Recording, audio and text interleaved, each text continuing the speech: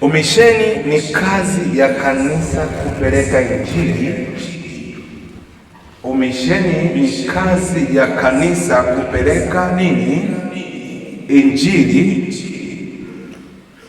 katika maeneo au mataifa au makundi ambayo hayajafikiwa. Kwa lugha rahisi unaweza kusema umisheni ni huduma ya kupeleka Injili mahali ambapo watu hawajafanyaje? Hawajafikiwa, kwenda eneo jipya, mazingira mapya.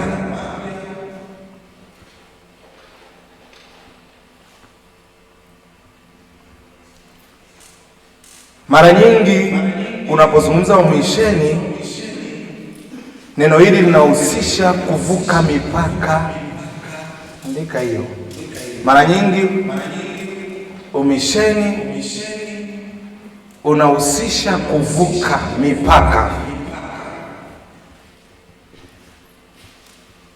ya kitamaduni, kijiografia au kijamii. Bwana Yesu asifiwe. Mungu asifiwe. Kuvuka nini? Mipaka ya kitamaduni. Unaenda kwa watu wa utamaduni usio wa kwenu ili kuwapelekea nini? Askofu Yona ni mmoja ya watu ambao mimi nilipowafahamu, ushuhuda mkubwa ni mzigo wa umisheni, na amefanya umisheni kwenye mataifa mengi sana. Kija kwetu Meru hii yote wanamfahamu, Arusha yote hii wanamfahamu. Ni baba ambaye mzigo mkubwa ni kupanda makanisa. Kwa alifanikiwa sana kuvuka mipaka hii ya kitamaduni, ya kijiografia na hata kijamii. Hebu niangalie jambo moja kabla ya nitumie watu wawili kwenye Biblia. Kuna watu wa namna hii, niseme kitabu cha Matendo ya Mitume sura ya 1 mpaka ya 12, mhusika mkuu ni Petro. Sura ya 13 endelea, japo Paulo anatajwa kuanzia sura ya 9, lakini sura ya 13 mpaka mwisho mhusika mkuu ni nani? Ni Paulo. Hawa wote walikuwa mitume wa Bwana Yesu, lakini huyu mmoja alikuwa na uinjilisti zaidi kuliko utume, ambaye ni Petro. Tunakwenda pamoja? Wakati Sauli ambaye ndiye Paulo baadaye amebadilishwa na Yesu Kristo kuwa mtume, akiwa amekusanyika na kanisa wanaomba pamoja na kanisa la Yerusalemu, ndipo sauti ikatoka, nitengeeni. Ninaomba tuangalie kitabu cha Matendo ya Mitume 13:2-3. Msomaji wangu yule atanisaidia. Matendo ya Mitume 13 mstari wa 2 hadi wa 3.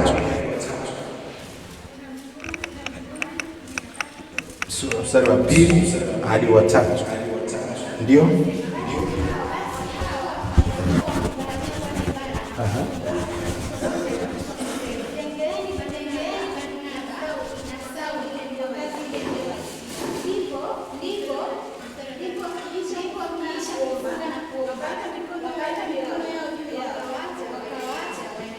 Hapo wakati kanisa liko kwenye moto wa maombi, Roho Mtakatifu akashuka akamtumia mtu mmoja kwa kelele kubwa sana, akasema nitengeeni Barnaba na Sauli ambaye ndiye Paulo sasa kwa ajili ya ile kazi niliyowaitia.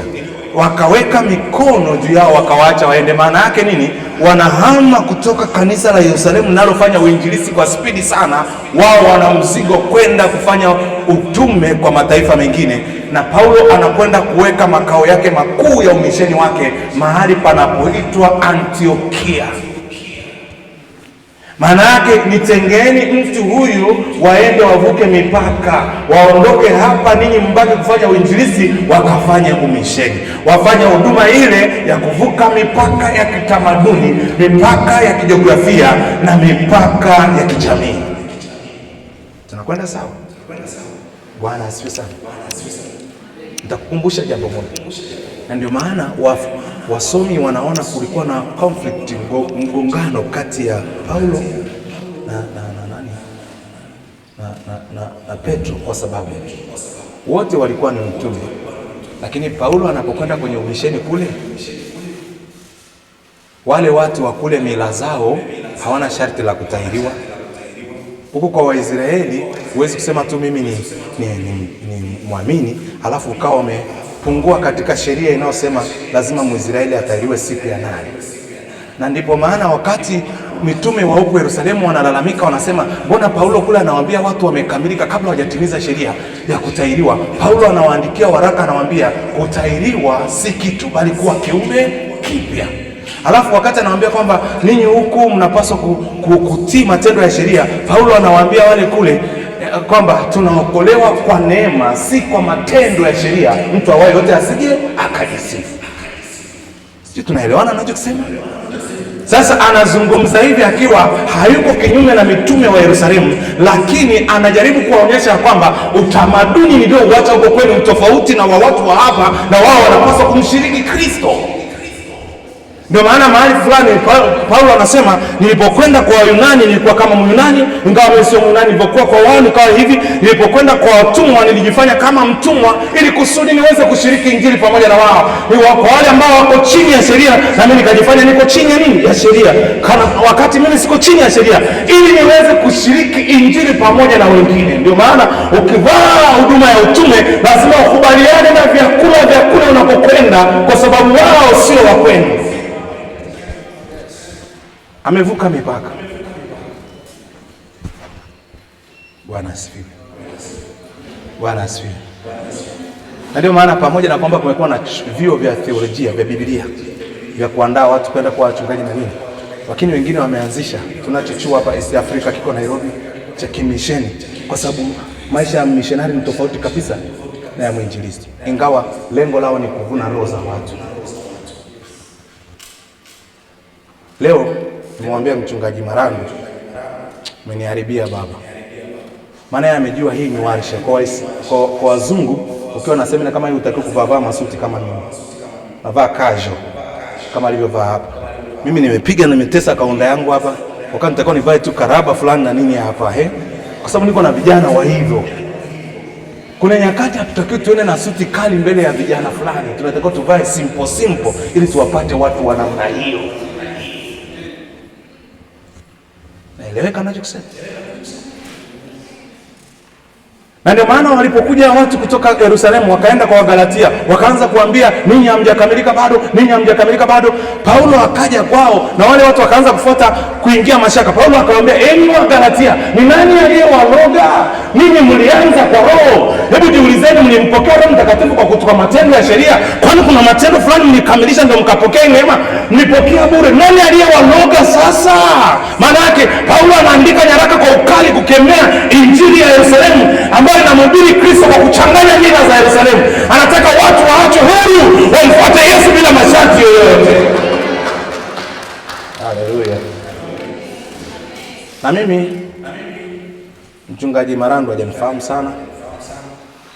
Mimi ni mchungaji natumika na TAG, lakini mchungaji wa tofauti sana. Mimi unifungi kwenye boksi. Nina wito wa kuwa mchungaji wa kimataifa. Kwa nafanya na makanisa yote. Ningezingatia itifaki sana, ningesema msinipigie simu vijana mpaka askofu mkuu anipigie. Sina hivyo vitu. Sina hivyo vitu. Jana nimechukuliwa Ngaramtoni na gari. Nilipokuja hapa nimekuta mchungaji Marangu yuko busy. Leo nikasema siwapigie simu. Na atafuta pikipiki nije mwenyewe. Acha kuleta ustaarabu hapa bwana. Kambi ndio limeanza na watu wachache. Unaleta mambo makubwa hapa. Piga injili, ili ndio linaenda kuwa kundi kubwa Tanzania.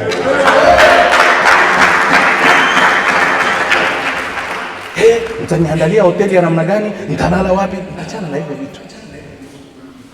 Kuna watu wa thamani sana wanahitaji uwe humble ili waweze kupokea kutoka kwako na wakafanya mambo makubwa. Ndio maana ukiwa huku kwa vijana leo nakufundisha, anza kujitengeneza kuwa mtu unayeweza kufikiwa na wengine. Hata kama umezidi kielimu, umezidi kifedha, una talent nyingi, bado be humble. Fungua mlango wengine wa kupende, wakae karibu na wewe. Bwana asifiwe sana. Niliona kaka kijana kangu hapa ana rasta. Nikamwambia huyu jamaa nimemwangalia tangu jana, msafi. Nikasema anajipenda sana. Yaani rasta zake amezifanyia usafi mpaka zinanifanya natamani na mimi ningekuwa hivyo, lakini hapo nimevutiwa na yeye jinsi tangu jana nilivyomwangalia. Nikasema anajielewa huyu jamaa.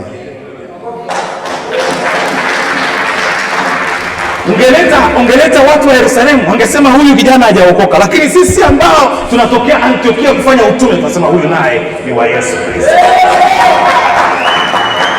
Samahani kwa kutolea mfano, lakini nina maana nzuri ya kujenga na kujitia moyo. Leo nimepata shuhuda za ajabu sana. Sikumjua anaitwa Audax. Sikumjua huyu rafiki yangu hapa. Audax amekuja kunichukua jana, nikamwona ananicheki, nikasema huyu sio wale wasiojulikana kweli hawa. Kumbe jamaa kaokoka vizuri, kanyoka. Tulipotembea masaa fulani nikapata ufahamu, nikajua huyu mtu anayeniendesha ni mtu anayempenda Yesu.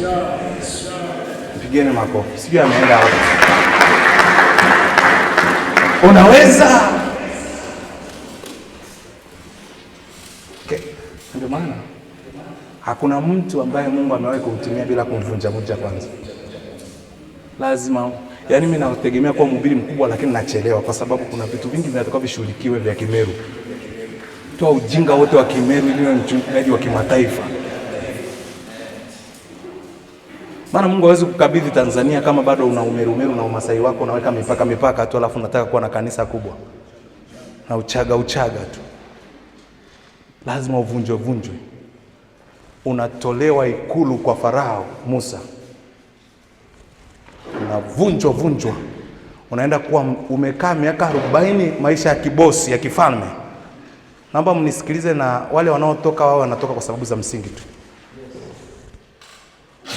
Miaka 40 jamaa ameishi ikulu.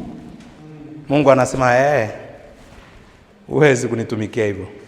Lazima uwe na testi mbili, ya kifalme na ya kitumwa. Maana watu wangu wana mchanganyiko huo. Akachukuliwa kwenda kukaa Midian kwa Yethro. Akakawa mchunga wa mifugo, mtumwa, kazi ya chini. Miaka 40, kama ulivyoshiriki raha miaka 40, kula tabu miaka 40. Ili nikikuletea washirika ambao ni maskini, usianze kusema asiyekuwa na pesa ni pepo. Uwe na umebalance. Leo tuna watumishi huko wanatumika na nimewashangaa sana. Na wafahamu wengine, sitaki kuwataja majina, sasa hivi niko online. Ninapatikana hewani. Lakini naona wana utatizo, walitakiwa wachelewe kidogo. Mtu anasema, "Unakuaje? Huna pesa. Utakuwa na pepo." Basi, na unajua kanisa siku zote haliwezi kuwa na matajiri wote. Kwa sababu kanisa ni kiwanda kinazaa. Kinatengeneza watu, walikuja maskini wanakuwa matajiri. Walikuwa hawajasoma wanakuwa wasomi. Kila siku kwa ukileta injili za mafanikio peke yake, utawafanya wengine ambao hawajafanikiwa wasikie kama hawana neema katika Mungu. Kuna mtu ananielewa? Nikatamani kumpelekea ujumbe kwenye simu yangu. Kasome Biblia yako, nasema Paulo anasema sasa nimejua ya kuwa hakuna kitu kinachoweza kunitenga na upendo wa Mungu. Anasema si njaa, sio upanga, sio hiki. Na anasema katika mambo yote nashinda. Lakini amesemaje? Kuna mtu anisikilize vizuri. Naomba kaka ujiweze mapema. Mtu anapitisha maji tu hapo na muangalia, unaniacha mimi. Niendelee niache? Jamani, sio Paulo amesema maneno haya, nimejifunza kushiba na kuona njaa. Alipitia hilo. Ukikutana na wachungaji waliojifunza kushiba tu, watakutesa. Maana atakuona ukiwa na njaa una mapepo. Nimejifunza kuwa na vingi na kupungukiwa. Nimejifunza kudhiliwa na kuinuliwa, maana yake kushushwa. Ndio maana wakati fulani mtu akikaa sawa sawa, akistep down kutoka kwenye kiti wa vijana, alafu mwingine akainuka, bado anampa ushirikiano yule aliyeinuka, maana anajua kushuka na kupanda. Akimwachilia mwingine maiki kwa ajili ya kuimba, bado anampa ushirika, lakini haui baridi, kwa sababu anajua kwamba hii ilikuwa ni zamu yangu, imeisha, inakuja ya mwingine.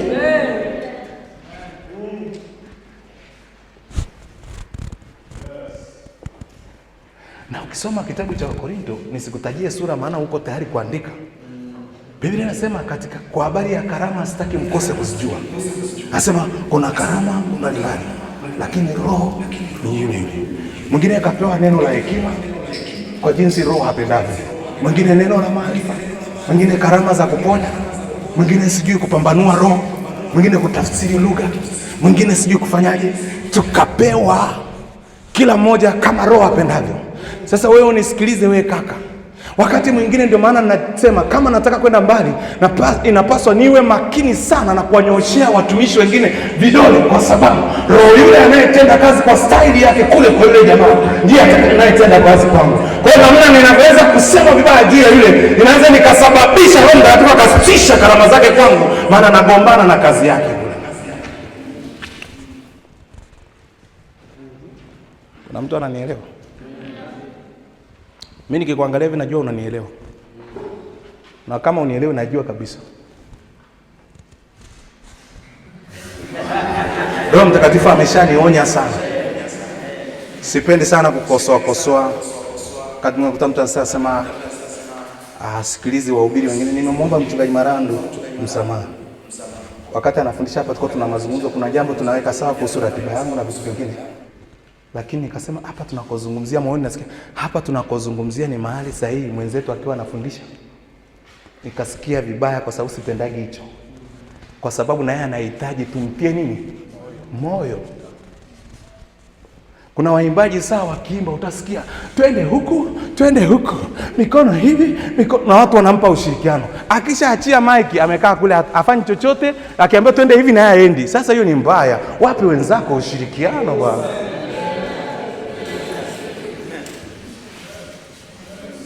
Bwana asifiwe. Umeshani ni kuvuka mipaka kitamaduni. Ndio maana tukiwa na kambi kama hili, utakiwa kuuliza mbona tumelala kwa shida? Ndio maana ya kambi. Kitu ambacho unataka ujiulize, kwa nini tumelala vizuri? Maana kambi sio mahali pa kulala vizuri.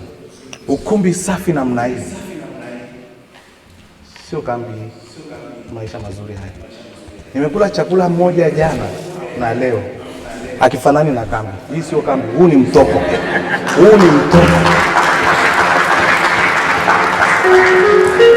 Ili kambi iwe kambi, lazima kila kitu kiwe tofauti na nyumbani kwenu. Kiwe cha shida. Bona senda mtu anasema eti shuleni hapa wanazingua, hatuli vizuri, wali maharage sijui na nini. Shuleni sio nyumbani. Ukila vizuri shuleni, maana yake unapata tafsiri kuwa nyumbani.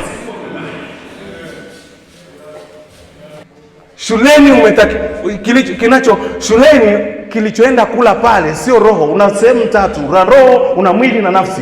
Kinachokwenda shuleni ni mahali maalum pa kulisha nafsi. Maana nafsi imebeba akili, imebeba utashi, imebeba hisia. Kwa hiyo pale shuleni kinachopikwa sio makande, mwili unakula tu kwa dharura, lakini kinachotakiwa kile ni akili. Ile taarifa. Pigo civics, topic ya family, ya nation, pigo na matopic mengine ya citizenship na responsibilities zake, lakini si unakuja hapa kuuliza mbona sijala makande. Kula civics. Majengo haya hayajatengenezwa kwa ajili ya kupikia watu, yametengenezwa kufundisha watu. Kula ni kwa ajili ya kusaidia mwili usipate shida. Hapa hatupaswi kuuliza ubora wa chakula, tunataka tuulize ubora wa elimu. Ndio maana mwanafunzi aliye na akili hawezi kufanya maandamano eti kwa sababu wali haukuwa na nyama.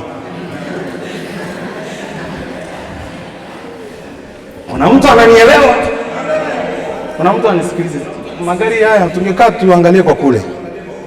Jamani, Bwana Yesu asifiwe. Bwana asifiwe.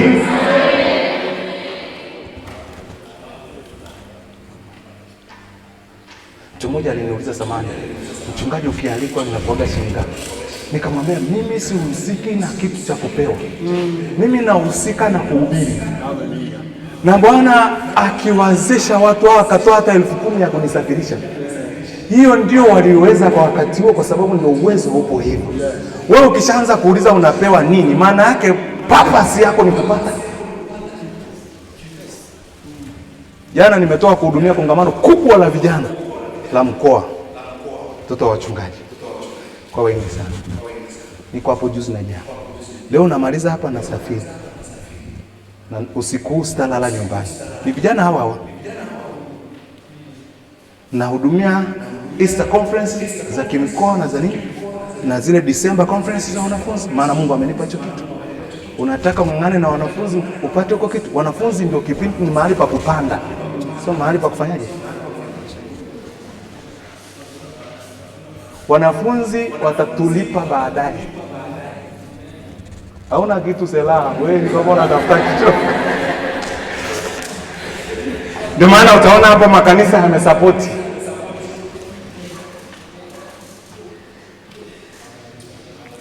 Na hii si kila mchungaji anaweza. Mungu amechagua watu wachache wawe na mzigo kwa ajili ya vijana.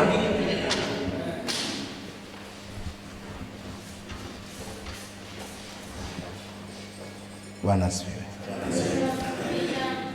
Jamani, Bwana Yesu asifiwe.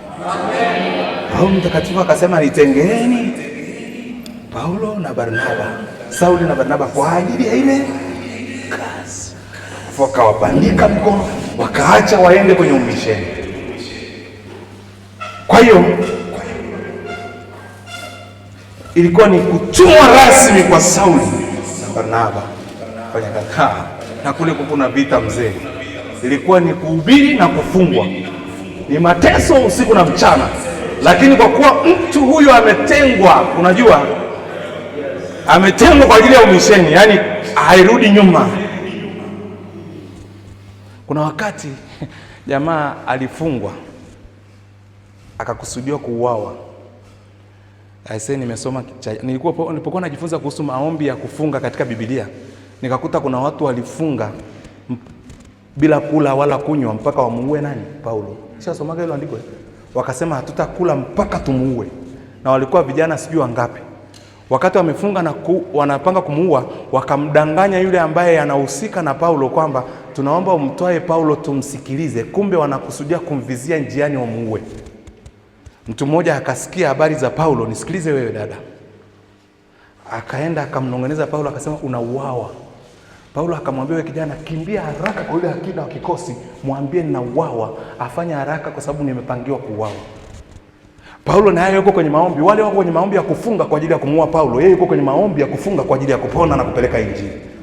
Hasa nilishangaa sana. Alipopeleka habari tu yule kijana akaambiwa usimwambie mtu kama umeshatuhabarisha, vikatafutwa vikosi vya watu mamia na farasi na silaha. Alafu Paulo akapewa agizo likatolewa kwamba Paulo ahamishwe usiku huu apelekwe mpaka eneo fulani ili wasimpate. Na watu wale hawajaokoka, ni Warumi, wapagani, lakini wakamtetea Paulo maana kazi ya injili inajitegemea.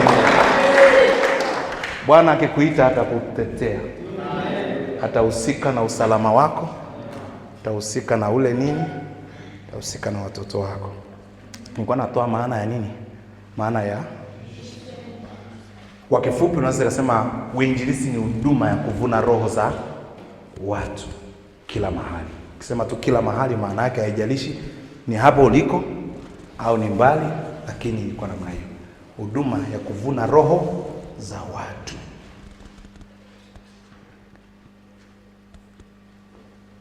Bwana Yesu asifiwe. Bwana Yesu asifiwe. Amen. Matendo 2:38 hadi 41. Utasoma kwa wakati wako, naona muda utanishia, sijamaliza mambo yangu.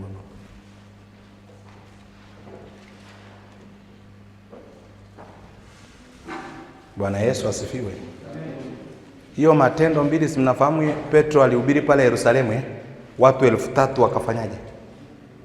Wakatubu na kuokoka. Jamani, naomba unisikilize. We dada, wewe nikwambie, mimi nimehudhuria makambi tangu mwaka 98. Mikoa mingi sana. Unaweza ukapigana vita ya kuja kwenye kambi ukaishinda, alafu ukaja hapa ukashindwa vita ya kupokea kile kilichokuleta hapa. Ukatendwa kwa akili, ukawa na mtawanyiko wa mawazo.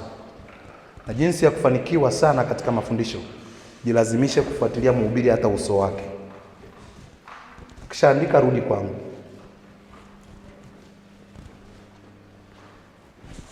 Kwa sababu elimu sio yale mengi uliyofundishwa, ni yale machache yatakayobaki kwenye kumbukumbu. Ndio elimu. Naijua hiyo vita. Kwa nisikilize vizuri. Sasa kuna watu 2 watatu nimewaangalia, naona kila saa wanahama.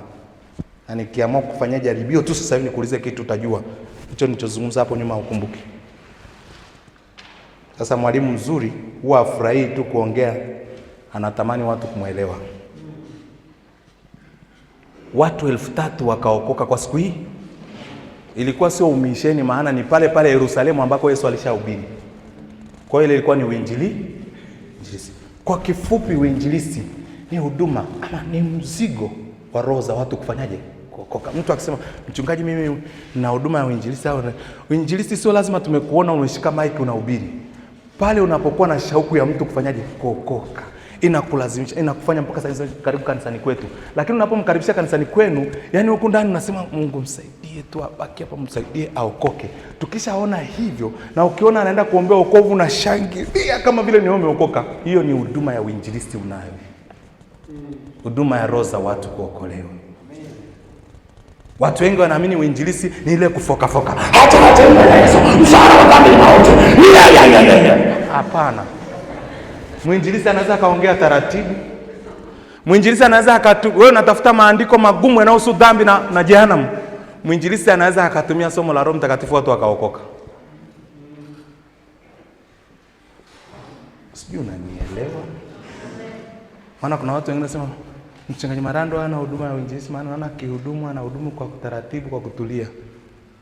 Hakuna mtu alikuwa na huduma yenye nguvu ya kuvuna roho za watu kama Yesu. Lakini si kwamba alikuwa na utaalamu sana wa kupiga make.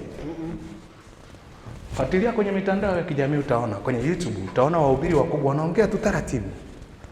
Taratibu, lakini unashangaa akisema wangapi wako tayari kumpa Kristo maisha? Tena ametumia tu mstari mwepesi, kwa maana jinsi hii Mungu aliupenda ulimwengu. Unashangaa watu wanakuja kwa maelfu, wanakimbia kutafuta nafasi. Wewe umekaa hapo unaamini uinjilisti. Nataka nikwambie, parapanda Italia. Watachoma moto, wataungua kama mishikaki. Na uwe na watu wapambe wanasema, piga baba, waambie baba. Kwa taarifa yako, kuhubiri ni taaluma.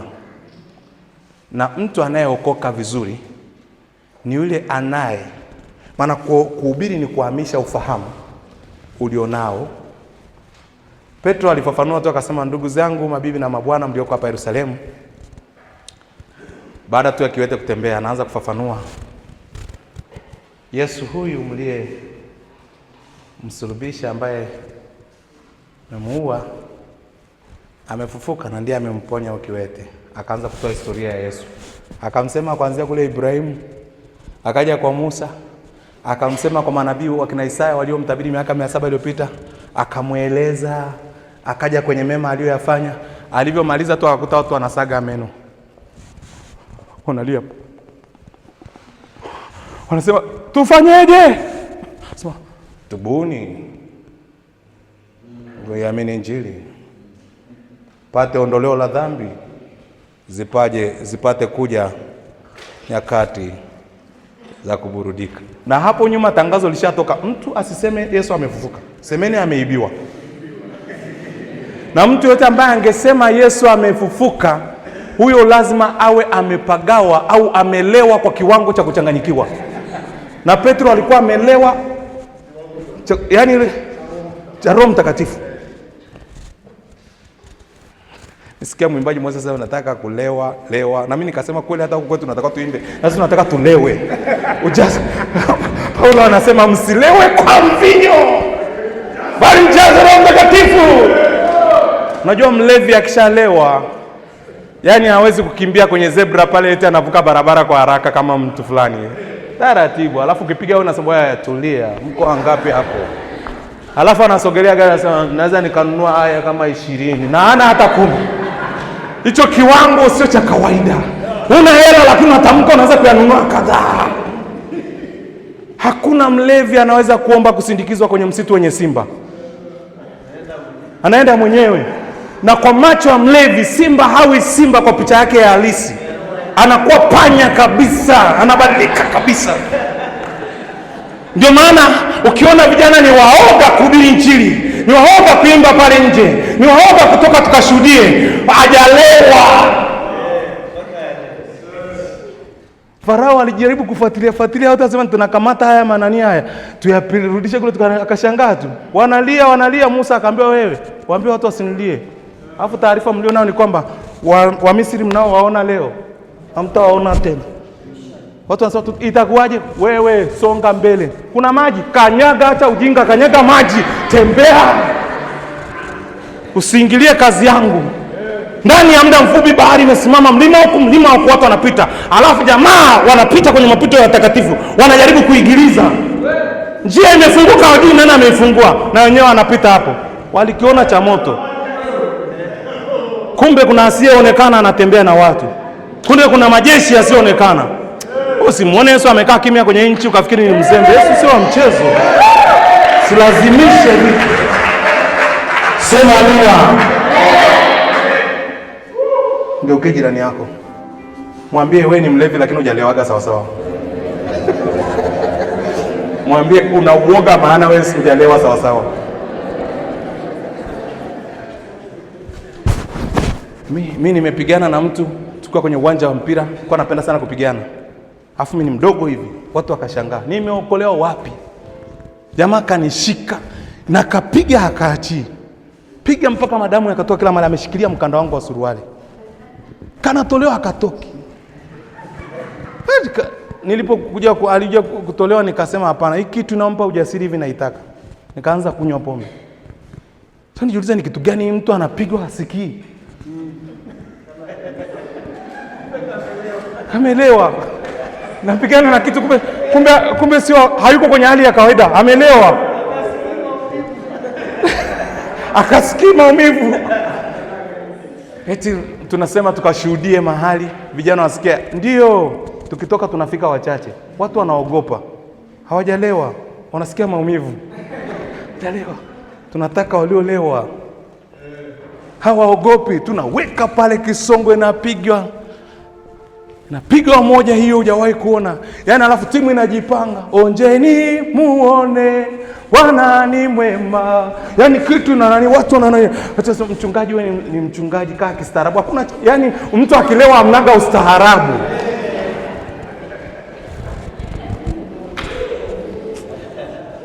Bwana asifiwe sana.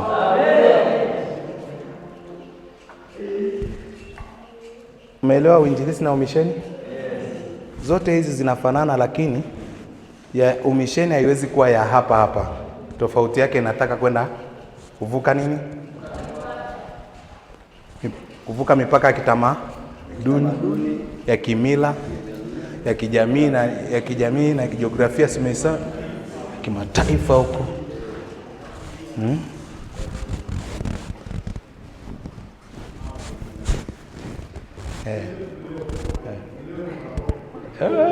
Wewe leo shangae, takuja kushangaa.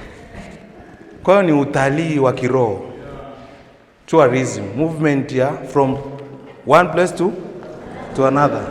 Lakini wale wanakuwa na purpose yao, sisi tunakuwa na purpose yetu. Hiyo ndio different. Wewe unaenda kuangalia simba, mimi naenda kuangalia watu.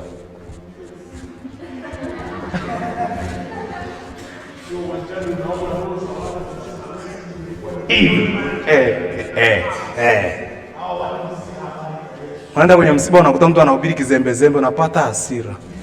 wangenipatia hii mic waone fire.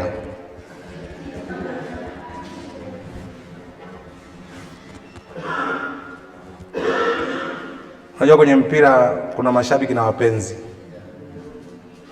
Mashabiki wanapiga kelele, Pacome, Pacome, Kimbels. Lakini wapenzi ndio wale wanatamani kuingia uwanja, yani hawezai kupiga kelele. Yani wanataka wao wafike pale wapige, yani hao ni wapenzi, yani hawezi kupiga kelele. Anasema angepiga nani hivi bwana, ukisikia na mashabiki wapenzi, yani wanakupiga wako hapo. Ukisikia kibdenzi yao wanataka kuwa wao. Si unajua kuna vijana wanakaa mbele ya wachungaji kutusikiliza hivi, hawaishi tu kujifunza, wanatamani kuwa wao, natamani kuwa kama mchungaji Marandu. Unafanyaje wewe? Ndio wengine wanafikaga mahali wanajikuta mpaka wamemuiga mchungaji mpaka kuongea kila kitu. Niliona wengine huko wana mwalimu wao anawafundishaga, hawajui hata Kiingereza, lakini wanasema ukienda kule kwa Petro anakuambia oh glory to God. Hajui ni Masai. Ni Masai, hajui hata glory to God. Lakini amempenda mwalimu wake, anataka kufanana na yeye kila kitu. Sasa kuna wengine wanafurahia tu mafundisho, wanasema Pastor Noah anafundisha vizuri, lakini hawawishi kuwa kama mimi. Kuna wengine wanasema na siku nitakuwa na ndafanya umisheni kama baba yangu. Mtu mmoja akaniambia eti, kwa nini mtu fulani amehubiri ujumbe ambao mchungaji wake alihubiri? Nikamwambiaga mwanafunzi mzuri anahubiri kile alichohubiriwa. Ndio maana hakuna mwalimu yote anayefundisha sekondari popote anayefundisha kitu ambacho hajawahi kufundishwa. Jiografia aliyofundishwa hapa ndio hiyo. Ndio maana akifika form 5 atachagua kombi, HKL, sijui nini, anachagua pa, anarudi kuwa anabobea masomo ya Kiswahili. Lakini kitabu ni kile. Tunachofanya tu wakati mwingine tunabadilisha. Ili mchungaji Marandu yuko hapa, kama alifundisha somo la kijana umisheni na uinjilisti, mimi nabadilisha ili asishtukie, nafanya kueneza injili kwa kasi. Hivyo kichwa kinakuwa kingine, lakini vile maana ukishapenda somo, yani unaliboresha. Hallelujah. Hallelujah. Napenda kuhubiri. Shasikia wimbo? Napenda kuhubiri habari za Yesu, za Bwana wa fahari na pendo lake kuu. Usiku leo watu wamepiga simu asubuhi, sijapokea mpaka saa 3 nimelala, kwa sababu usiku wote nilipata nafasi ya kuwaombea ninyi. Yani hatutaki mazoea. Kwa hiyo nilitoka nikatafuta nguo zangu zinazoweza kuruhusu baridi, kwa sababu sitaki joto, nikaomba ili nisilale. Kuhubiri napenda.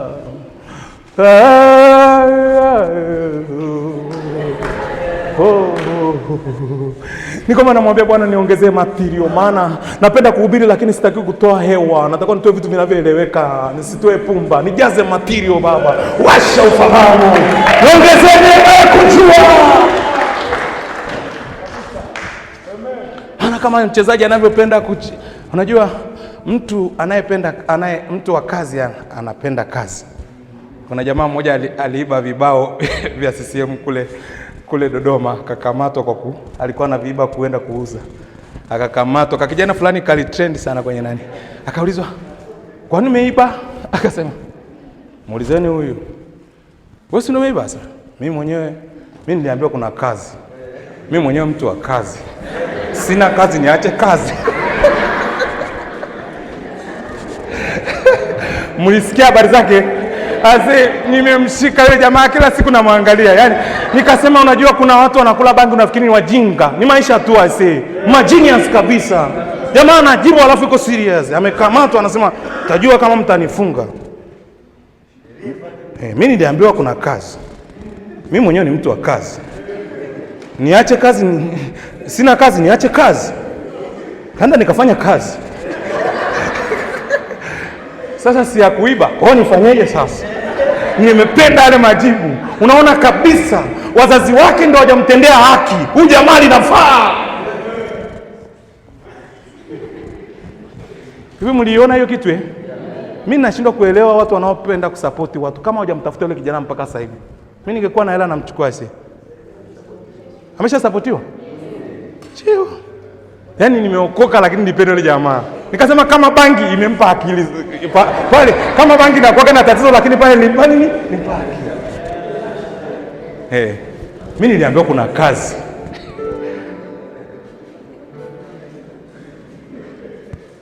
Mimi mwenyewe ni mtu wa kazi. Sina kazi niache kazi. Mchungaji mbona unakwenda tu makanisa mara huko kule mara huko kule? Mimi nimeambiwa mimi mwenyewe ni mtu wa mimi nimeambiwa kuna kazi. Mimi mwenyewe ni mtu wa kazi. Sina kazi niache kazi. Naenda kufanya kazi. Mimi ni mwalimu wa vijana. Kazi yangu ni kufundisha neno. Nimeambiwa kuna kazi ya kufundisha neno. Mimi mwenyewe ni mtu wa kazi ya neno. Wiki hii sina kazi niache kazi. Na lalaje kwa mfano.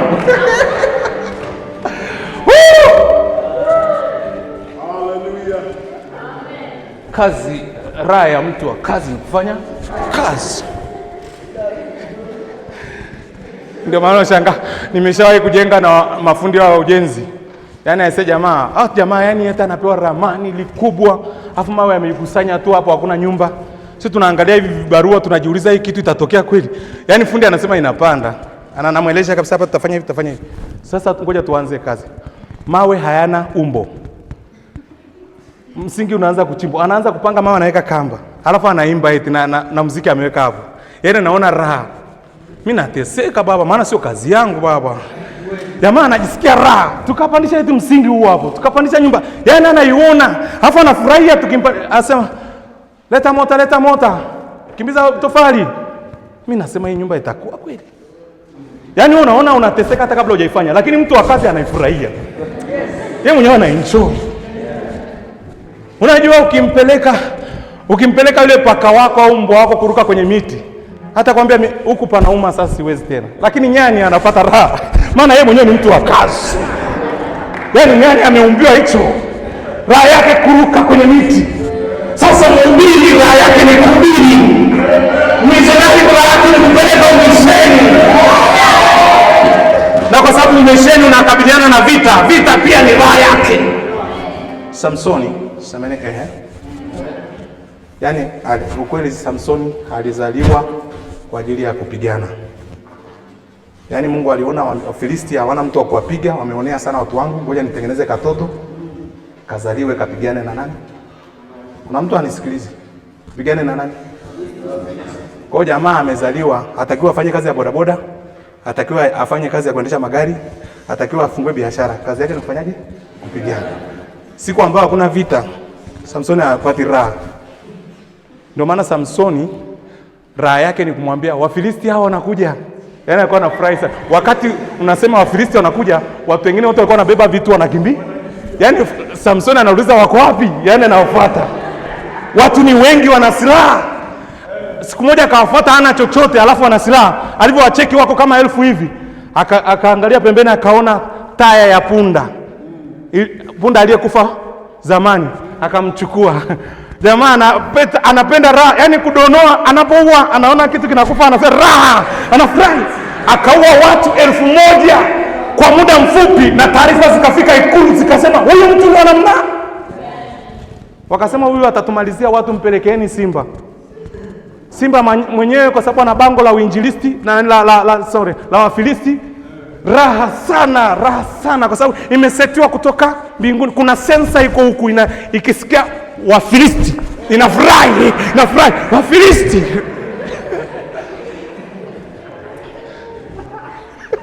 sijui kama mnaelewa. Sikia, Wafilisti anaacha kula. Sina chakula chingine kama hiki. Chakula changu ndicho hiki, nifanye kazi niliyopewa ya kumaliza Wafilisti, niue, nikaikamilisha kazi niliyopewa.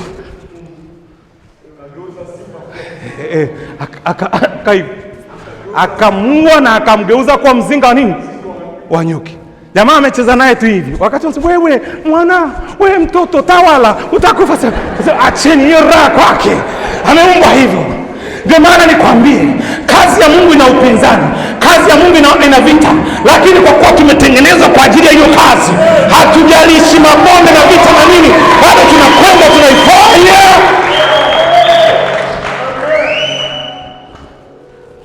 Hatupaswi kuhubiri kwa sababu mazingira yanaruhusu.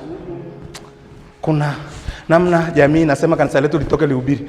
Hata wasiposema. Mtu mwenye hoteli huwa apiki kwa sababu umetoa oda. Anapika, mtakuja. Mtakula. Mimi kazi yangu sio kula. Kazi yangu ni kupika. Walaji ni ninyi. Msipokula kitamwavo.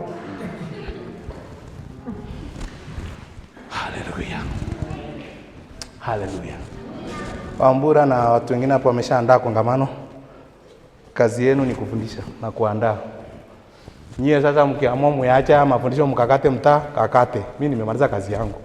Lakini ukichukua ukasema semina ya mwaka huu, hata nisipobadilisha kila kitu, nitabadilisha kimoja kiwe kumbukumbu.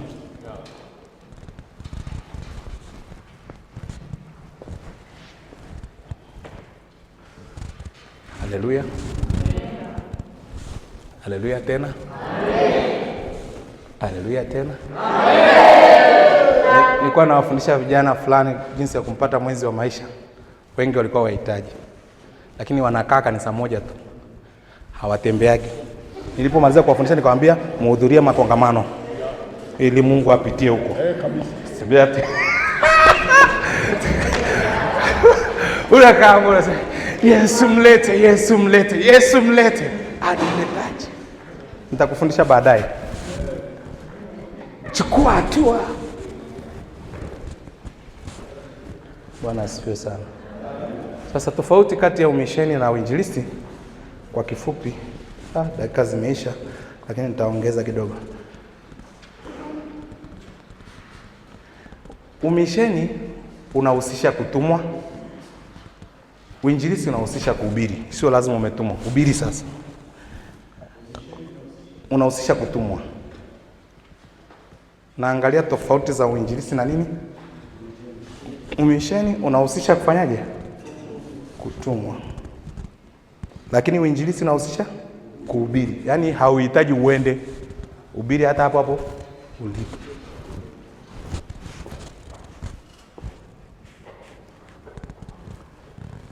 Alafu kwenye umisheni tena, umisheni huvuka mipaka ya kimaeneo, lakini uinjilisti unahusisha eneo moja.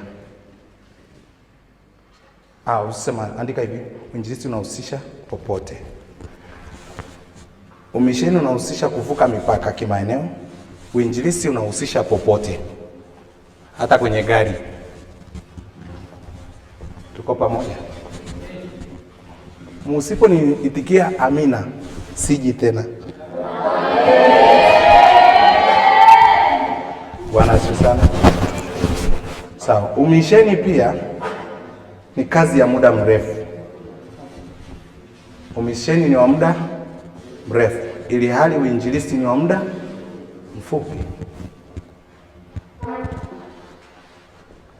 Misheni unaweza kuwa wa muda mrefu, lakini uinjilisti ni kwa muda mfupi.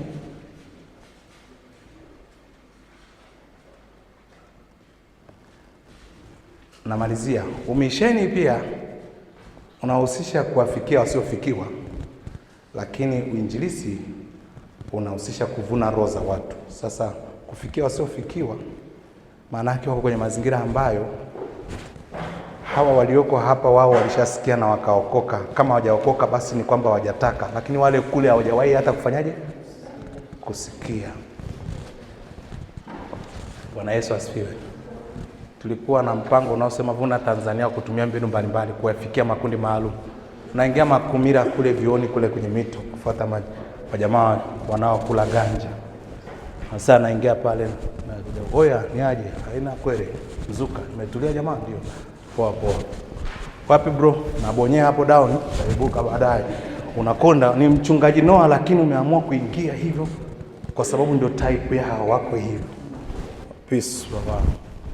Usije tu Bwana Yesu asifiwe. Vijana watakucheki tu namna hii. Kwa lengo la kuwafikia wasiofikiwa ni wale ambao kwa tabia zao na maisha, na mtindo wa maisha wanachukiwa na watu na kudharauliwa. Wanahitaji mtu anayeheshimu maisha yao. Sababu moja ya kitu ambacho kinasababisha injili yetu ikataliwe ni pale ambapo tunaanza kumdharau mtu kabla hata hatujapa ujumbe. Ukishaanza kumwonyesha mtu hata dini yako ni mbaya, sijui watu nyinyi mnaabudu maiti, ni Mkatoliki mfano, mnaabudu marehemu huko, mnafanya nini? Tayari umeshatengeneza barriers za hiyo. Lakini tambua kwanza, mchungaji Marandu, ulisikia yule kijana alimwendea Yesu akamwambia mtu anafanyaje aweze kurithi uzima wa milele. Yesu alimwambia kijana, wasijua amri? Akamjibuje? Na Yesu alimuuliza kabisa, usizini, usiibe, usifanye hivi. Akasema nilazijua tangu utotoni. Yesu alimwambia, alipongeza, soma maandiko, akapongeza kabisa, wafanya vyema. Alitambua kwanza juhudi ya kushika amri. Sio nasema tinyewe watu Luteri hamnaga kitu chote mnachojua. Hata kushika amri, heshimu hiyo kitu. Heshimu hiyo kitu. Mtu anakuambia mimi sijaokoka lakini naenda kanisani kabisa, kwa nini nimepungukiwa? Heshimu kwanza hicho cha kwenda kanisani. Hata mtoto kama unamfundisha ukaanza kusema umeandika makorokoro gani haya maujinga gani, tambua kwanza hiyo hata kama haina mkia. Acha kudharau. Acha kudharau vitu. Unajua kama sijapendeza, labda hujaona suruali yangu haijanipendeza au kushona gauni, usianze kulibonda. Wewe unashonaje suruali kama njiwa ese? Kweli mimi naweza nikafunga nje, hata ushauri wako sitaki tena. Heshimu kwanza. Sema nimeshona vizuri lakini hii kala haikupendezi. Sawa? Lakini ukianza sasa, yaani na wewe ulikosa saluni. Yaani unajua unapoongea hivyo nimepoteza 40,000 za kusuka. Ongea kama mtu naye jali maumivu yangu ya kupoteza hela. Ni kitu siwezi kubadilisha sasa hivi, kwa hiyo ongea hata kama ni na daktari anafanya operation, jamani anaongeaga maneno mazuri. Usijali pole. Utapona. Nafikiri wameshapona wenzako sana, ni kitu yani usipate wasiwasi. Sawa? Ndio mpaka anasema umekula chakula leo? Jali kabisa. Mpaka unakuwa rafiki yake, kumbe kuna lisindano linapitishwa kwa hapa nyuma. Na unashangaa mtu amezimia na anapelekwa nani?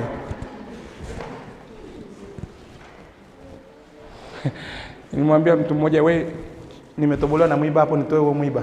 Yaani anapitisha kwa sindano kabla. Yaani sikia kabisa sema bora nikakunja mguu wangu mpaka nikautoa ule mwiba mwenyewe, kwa sababu mtoaji hana ustaarabu wa kuna nini. Jamani, Bwana atusaidie. Nimekutuma ukamkumbushe kijana mwingine kuja kanisani. Asema wewe pastor amenituma, unazingua sana aisee. Unajua?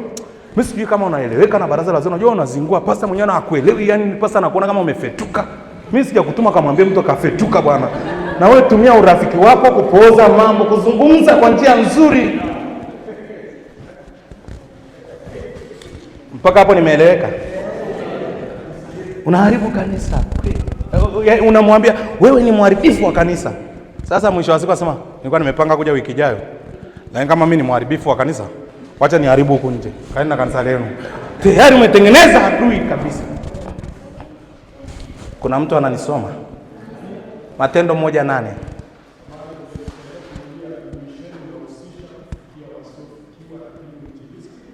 Unahusisha kuvuna roho za watu popote. Nilisemaje wale mlioko mnaandika? Injili nimesema unahusisha kuvuna roho za watu, maana yake bila kutegemea kwenda popote. Hapa uliko unaweza kuvuna roho za watu. Nimeeleweka Pengine mtu mwingine anasema kuvuna walio karibu na wewe. kwa namna hiyo, walio karibu na wewe. Katika wale una watu ambao huwezi kusema hawajafikiwa, wamefikiwa, isipokuwa wengine wakaitikia ujumbe wao, bado hawajaitikia, bado wanatakiwa kuhubiriwa. Wale wa kule wa umisheni hawajawahi hata kusikia. Uliwahi kusikia mtu mmoja kwenye Matendo 19, Paulo anawauliza wale 12 wanafunzi, anamwambia, mlipoamini mlibatizwa kwa Roho Mtakatifu, mpokea Roho Mtakatifu? Akasema hata kusikia hatujawahi kufanyaje? Baba yangu kwa kicho kitu kinaitwa Holy Spirit hatujawahi kusikia. Akawauliza, mlibatizwa kwa ubatizo gani? Walikuja tu baba yangu akatuombea, akatubatiza ubatizo wa Yohana, ule wa kutumbukiza mtu kwenye maji tumbwi, ndio tunaujua. Ikabidi aanze kufafanua kwamba Yohana alibatiza kwa hivi, lakini nyinyi mnapaswa mbatizo kwa nani? Baada ya kumaliza hivyo, sababu ule ulikuwa ni ubatizo wa toba, mnahitaji ubatizo mwingine unaitwa Roho Mtakatifu, wa kumezwa na ungu wa Roho Mtakatifu. Waliposikia hivyo, Biblia inasema waliposikia tu wote wakajaa Roho Mtakatifu. Kumbe tatizo lilikuwa hawajawahi kufanyaje? Kuna watu hapa Kisongo, kule kwenu Moshono, kule Bara, ambao tatizo sio kwamba hawajasikiaga, ni kwamba bado hawajafanya maamuzi. Kwa hiyo wale wanatakiwa kuhubiriwa uinjilisti. Wako watu ambao wao hawajawahi hata kufanyaje? Kusikia. Hao wanahitaji kupelekewa umii. Have you understood? Kwa vizuri? Haya bwana. Si tumeshasema Matendo 1:8. Mtakuwa mashahidi wangu. Wapi? Yerusalemu. Ukitoka hapo naenda ni Uyahudi, Samaria, mpaka mwisho wa nini? Nisikilizeni basi wapendwa. Bwana asifiwe. Amen. Naona kuna mtu ananisikiliza vizuri. Kwa taarifa yako semeni ehe. Unaposema Yerusalemu ni Uyahudi, lakini ni mji mkuu wa Yuda. Sawa? Mji mkuu wa nini? Kuna kaka ananisikiliza vizuri kule. Taifa la Israeli lilikuwa linaundwa na makabila 10 na ngapi? Mfalme wa kwanza wa taifa la Israeli anaitwa Sauli. Alipokosea akaja Daudi. Wakiwa bado ni taifa moja lenye makabila 10 na ngapi? Akaja baada ya Daudi akaja nani? Sulemani akamkosea Mungu kwa kuoa wanawake wengi na kuzaa watoto wa aina tofauti. Wakati wa baada ya Sulemani akainuka mtu anaitwa Rehoboamu na Yeroboamu. Kukatokea ombi likapelekwa kwa mfalme mpya. Sijui ndio Yeroboamu, akamwambia tunakuomba utupunguzie kongwa, mzigo ambao baba yako alituwekea. Watu wengine wanabashiri inawezekana kodi ilikuwa juu sana. Watawala wengi wameumiza wananchi pale wananchi wanaposema tupunguzieni kitu fulani, na wanajibu ovyo ovyo. Ni kitu kibaya sana. Kwa walipopeleka ombi, yule mfalme akaamua kuomba ushauri kwa makundi mangapi? Wewe ambaye hata kuniambia tu mawili unapata shida. Ni kutokujali safari yangu kutoka kule Usa. Naomba akaomba ushauri kwa makundi mangapi? Akaanza na kundi la wazee. Wazee wa Israeli wakamshauri, akamwambia wasikilize hao watu. Alipomaliza hapo akaenda kwa kundi la vijana. Vijana wakamwambia usicheze na hao watu. Mfalme yoyote akizungukwa na watu ambao wana miemko, wanaongea ovyo, piga, anaharibu taifa.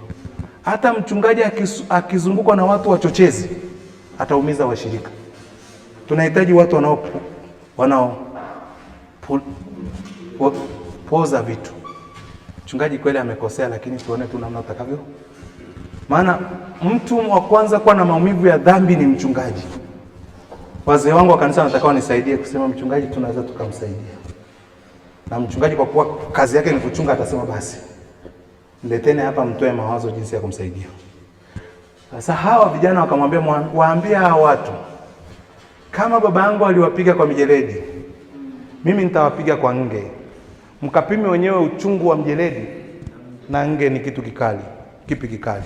Afu ambie kidole kidogo sijui cha kwangu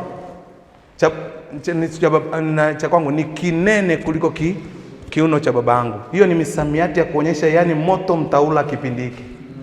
Alivyojibu hivyo, taifa likapasuka.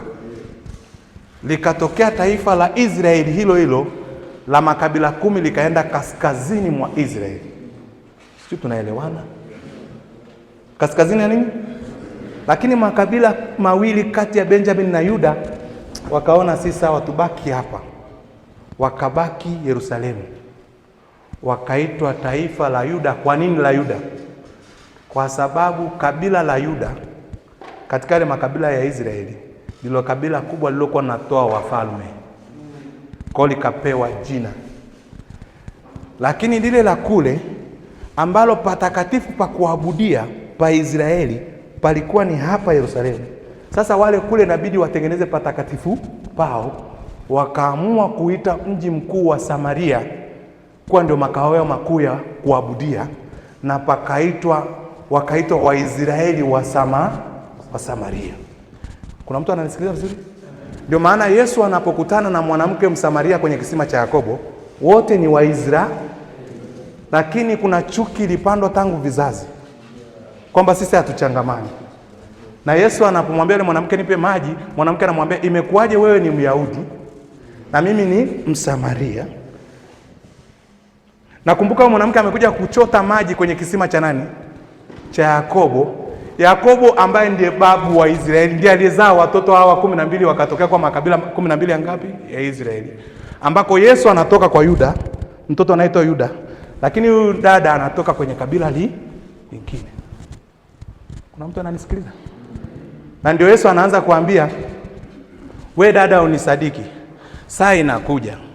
Kwanza nataka kumuonyesha mimi, ungejua nani anaongea na yeye, usinifananishe na wale Wayahudi wenye chuki. Mimi ni mtu wa tofauti. Sijaja kuendeleza matengano. Mimi kwanza nimekuja ili kupitia mimi watu wamwabudu Mungu. Na ninyi mnasema mnaabudu kwenye mlima wenu mtakatifu ni ule kule Samaria, na wengine wa huku wanajivunia kwao ni hapa Yerusalemu. Lakini saa inakuja Baba ambao waabuduo hawataabudu katika mlima ule wala wapi, watamwabudu Baba katika roho. Nimekuja kufanya marekebisho, reform ya hii msimamo wenu. Mimi naona kuna mtu anasikiliza vizuri. Unajua kuna vitu naongea vikubwa sana hapa ambavyo hivi vya kitheolojia. Alafu naona kuna mtu anafanya. Kaa vizuri nisikilize vizuri. Wangapi wamepata kitu hapo ambacho walikuwa wajuagi kimeingia kitu fulani hapo? Jamani Bwana Yesu asifiwe. Jamani Bwana Yesu asifiwe. Jamani Bwana Yesu asifiwe. Amen. Sasa kumfikishia mtu Injili ambaye mnatofautiana kikabila na kimisimamo, kunahitaji hekima pia. Sasa nilianzia hapo. Kuna mahali nilikuwa nimeitafuta historia nimalizie kitu fulani nimekisahau. Mtu atakumbuka ataniambia mchungaji kwa nataka kusema hiki. Okay, ni hiki. Na mtu ananisikiliza vizuri? Mtakuwa mashahidi wapi? Kuanzia wapi? Nyie ni mabubu. Kuanzia wapi? Yerusalemu iko nje ya Israeli. Ndani ya nini? Ya Israeli. Lakini upande wa Waya. Alafu anasemaje? Mkitoka hapo, mkitoka Yerusalemu mtaenda Uyahudi. Uyahudi maana yake Yudea ni kwamba kutoka hapa mjini hapa Dar es Salaam, hapa makao makuu Yerusalemu, mtahubiri pia na viunga vya Uyahudi hivi, mikoa mingine.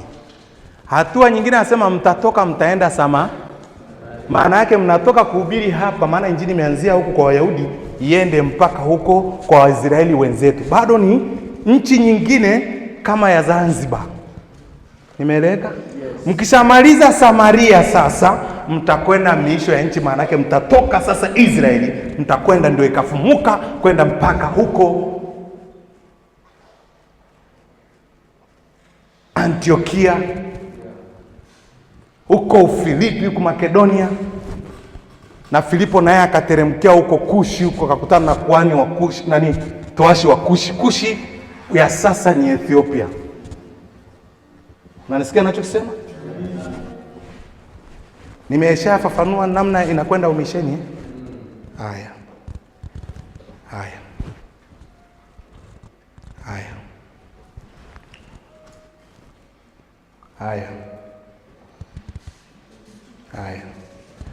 Tumalizie.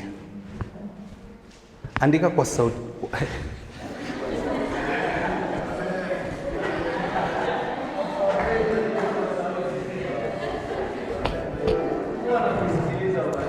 Yaani nyie ni rahisi sana kunikuta mimi nimehubiri lisali moja sijakosea kitu hata kimoja. Nakosea kidogo hivi mnacheka, lakini wewe nikikupa maiki. Haya. Hebu andika.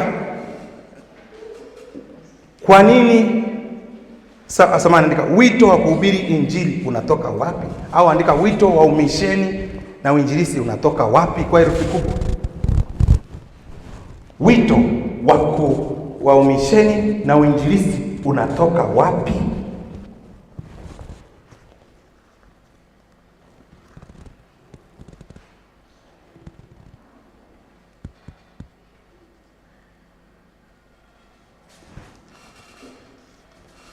Atukuzwe Yesu wa Nazareti. Amen. Jamani, mbona muongee? Atukuzwe Yesu wa Nazareti. Amen. Sawa. Mimi nitatumia Luka. Kwa hiyo hapo mbele ya hiyo sentence unaandika katika Luka 16:23 hadi 31. Haraka kidogo. Luka 16:23 mpaka 31.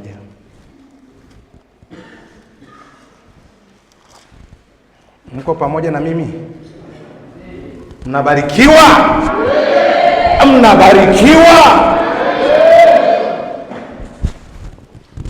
Sawa. Hiyo story wadada. Hiyo stories mnafahamu pale, hii ni story inahusu tajiri na Lazaro. Hiyo story hapo. Tajiri alikufa na Lazaro akafanyaje? Akafa. Hapo ndo tunatoa wito unatoka wapi. Sasa unisikilize. Namba 1. Andika namba 1. Tunasoma lakini wewe andika namba 1. Mbinguni. Mbinguni kabisa, yeye andika mbinguni. Sisi tunaangalia wito unatoka wapi? Namba 1 wapi? Mbinguni. Alafu kwenye namba 1 ina A, B. A kwa Mungu mwenyewe. Mathayo, ulishaandika ile Mathayo 28? Tuliandika Mathayo 28:19 mpaka 20. Kwa Mungu mwenyewe. Nendeni. B kwa watakatifu walioko mbinguni. Haya. Mimi sijajua kwa nini sipati nani sana hivi. Mstari wa 23 unasema hivi, basi kule kuzimu. Mstari wa 23, twende pamoja. Wale ambao bado mnanisikiliza naomba twende pamoja. Naomba msome wote nyuma yangu kwa unyenyekevu. Basi kule kuzimu aliinua macho yake alipokuwa katika mateso, akamuona Ibrahimu kwa mbali na Lazaro kifuani mwake. Tuangalie hii story. Kuna maeneo mangapi? Mbinguni na wapi? Kuzimu. Nani kainua macho kaangalia kule kaona Ibrahimu? Yule tajiri aliyekufa kaenda wapi? Kuzimu. Na alikuwa hajaokoka.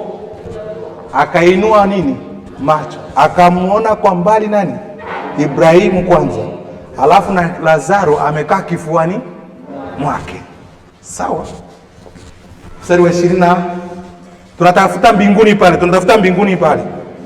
Mstari wa 24. Akalia akasema, baba Ibrahimu nihurumie, umtume Lazaro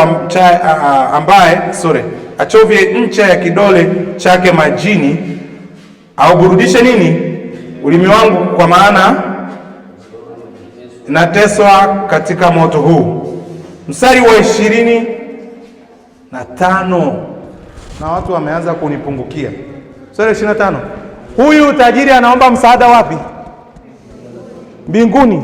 Anamwambia tajiri, naomba muambie Lazaro, kwa sababu kule kuzimu ukifa kabla hujaenda motoni, kabla ya jehanamu, unaanza kupata maonjo ya mateso. Kuna kamoto kako kule kuzimu kanaunguza na kuwakausha watu ambao walikufa nje ya Kristo, na wanapata mateso, wanazimia kwa kiu. Kwa anaomba Lazaro achovye ncha kidole chake kwenye maji ili amdondoshee hata tone au burudishe ulimi. Sasa Ibrahim, kumbuka huyu marehemu huyu anaomba msaada kule, maana hawezi kuhubiriwa tena Injili. Alafu anamjibuje mstari wa 25? Akasema, mwanangu, kumbuka ya kwamba wewe uliyapokea. Ongeza sauti aise. Ibrahimu akasema, mwanangu, kumbuka ya kwamba wewe uliyapokea mambo mema yako katika maisha yako. Na Lazaro vivyo hivyo alipata mabaya, na sasa yeye yuko hapa anafarijiwa, na wewe unaumizwa. Endelea. Na zaidi ya hayo, kati yetu sisi na ninyi umewekwa shimo kubwa, ili wale watakao kutoka huku kwenda huku kwenu wasiweze, wala watu wa kwenu wasivuke kuja huku. Asitoke mtu mwingine, naomba nitatoka na mimi. Asitoke kuja kwetu. Akasema, basi baba, nakuomba umtume nyumbani kwa baba yangu, kwa kuwa ninayo ndugu 5, ili awashuhudie, wasije wao pia wakafika mahali hapa pa mateso. Ibrahimu akasema, huo ni mstari wangapi? 28. Ushike huo 28 ambao uko nyuma, ushike baadaye nitakwambia. Ibrahimu akasema, wanao Musa na manabii, na wasikilize wao. Akasema, la baba Ibrahimu, lakini kama akiwaendea mtu atokaye kwa wafu watatubu. Akawaambia, wasipowasikia Musa na manabii hawatashawishiwa, hata mtu akifufuka katika wafu. Usikia hapo wewe dada, umesikia majibu? Ibrahimu amepiga mdahalo na huyu jamaa, mnawezaje mkatusaidia huko? Anaambiwa kuna shimo hapa katikati, hata basi Lazaro ingelazimika kuletea maji, hawezi kuja huko kwa kwenu, wala mtu kuvuka kuja huko. Anaonyesha kwamba mtu akishakufa hana namna anaweza akahamia mbinguni, wala akishakufa hana namna ya kuingia wapi. Sasa wakati anasema hivyo, tajiri anaona kama basi kusaidika siwezi. Nina ndugu zangu wangapi? Wamebaki wapi? Bado hawajadedi, hawajafa, wako hai. Hii inamaanisha kwamba kama Injili haina faida na mimi niliyekufa, basi naomba kule mpeleke Lazaro. Tajiri anajibuje kule mbinguni? Sasa nimesema Mungu kwanza, afu watakatifu waliokufa zamani, ambao watu wanatamani kina Elia Mtishibi wafufuke wahubiri, wenyewe wakiambiwa njooni mrudi wanasema hapana. Ibrahimu anasema hao ndugu zako huko duniani 5 waambie wawasikilize Musa na manabii wengine, akimaanisha wakati huo Musa alikuwa hai. Anamaanisha wahubiri kama kina Noa, wahubiri kama ninyi. Na anasema wasipowasikiliza hao wenye uhai wenzao hao, hata angefufuka mtu kutoka kwa wafu hawatashawishwa. Kuna mtu ananisikiliza kwa makini. Atafuta lile neno mchungaji Noa anamaanisha gani kusema eti wito wa kuhubiri unatoka mbinguni. Tumeshaona sasa. Ibrahimu maana yake ameacha jukumu kwetu. Anajibu kwa niaba ya wenye imani wote waliokufa, anasema hivi, jamani, kazi ya kuhubiri sio ya kwetu, ni ya vijana wale. Sisi tumeshamaliza kazi yetu. Kwa hiyo wanatoa wito kwamba kule duniani kina Musa wahubiri walio hai wafanye nini? Wahubiri walio hai wenzao. Kuna mtu amepata kitu? Umeelewa maana ya kusema kwamba wito unatoka mbinguni? Na unatoka kwa wangapi? Kwa wawili, ambaye ni Mungu na watakatifu. Na Ibrahim anawakilisha watakatifu. Namba 2. Wito namba 2 unatoka wapi? Namba 2, kuzimu. Nini? Kuzimu. Nisomee ule mstari wa 27 na 28. Inasema, akasema, basi baba, nakuomba umtume nyumbani kwa baba yangu, kwa kuwa ninao ndugu 5, ili awashuhudie, wasije wao pia wakafika mahali hapa kwa mateso. Mpaka hapo tu. Wewe unisikilize. Na watu wameanza kupotea kunisikiliza. Kuna mtu ananifuatilia vizuri. Nisikilize. Cha kwanza nimesema ni mbinguni. Kwa maana Ibrahimu anawakilisha watu wote walioko wapi? Mbinguni. Anasema sisi hatuna wajibu wa kuhubiri tena. Hiyo kazi ni ya wenye uhai wenzao. Kama una ndugu zako 5 duniani ambao bado wako hai, sisi hatutawahubiri tena. Wawasikilize Musa na manabii, maana wenye uhai wenzako ndio wao ndio wenye nafasi. Maana hata angetoka mtu kwa wafu sisi tukarudi, wasipowasikiliza hao wenzao huko hawatashawishiwa na mtu. Akiwa anamaanisha nini? Mbingu imelikataa jukumu la kuhubiri na kupeleka umisheni, imerudisha kwetu. Nasema ninyi wenye uhai ndio mna wajibu wa kuhubiri majirani zenu na Watanzania wenzenu, maana wasipowasikiliza ninyi hata atoke mtu kwa wafu. Lakini la pili, tuliposema kuzimu nawe inatoa wito tuhubiri, huyu baba tajiri aliyekufa, Yesu alimtolea tu mfano kuwakilisha wafu wanaoteseka wapi? Kule kuzimu. Wanapiga kelele, wanaona hawawezi tena kuokoka, wanamwambia Ibrahimu babangu, kama hamwezi kutusaidia, naomba basi mumpeleke mtu kule duniani, maana nina ndugu zangu 5. Hii inaonyesha kwamba wafu wanaomba tuhubiri, maana wameonja joto ya jiwe wapi? Kule. Wanatamani msilali, changamkeni jamani, mhubiri, wasije na hao ndugu zangu wakaja wapi? Kwa hiyo na maana kuzimu nayo inatoa wito wa sisi kuhubiri. Ndio maana ninawashangaa wale wanaojiita sijui watu gani wale wanaombea wafu. Eti uturehemu, uturumie sisi wakosaji sasa na saa ya kufa kwetu. Utuombee sisi Maria mama wa Mungu, tuombee sisi wakosefu na saa kufa. Maria yeye mwenyewe anatamani acheni kuwa wafu wanateseka huko. Waebrania 9:27 Biblia inasema wanadamu wamewekwa kufa mara moja, baada ya kifo hukumu.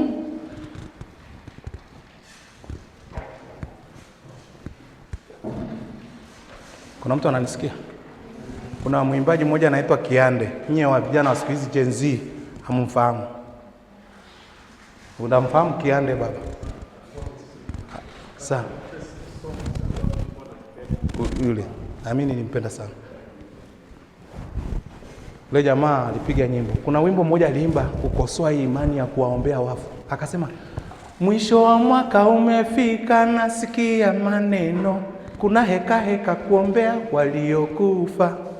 Eti tunywe vipara tuombe waliokufa.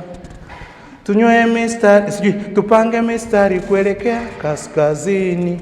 Hati tutoe sadaka tuombe waliokufa. Tufanye nini tuwaombe waliokufa. Alikuwa mwizi twamjua, mweke pema peponi. Alikuwa na mke wa 7, mweke pema peponi. Alikuwa mlaji wa rushwa, mweke pema peponi. Alikuwa sijui wa namna hii, bado mnasema mweke pema peponi. Jamaa anauliza, asho?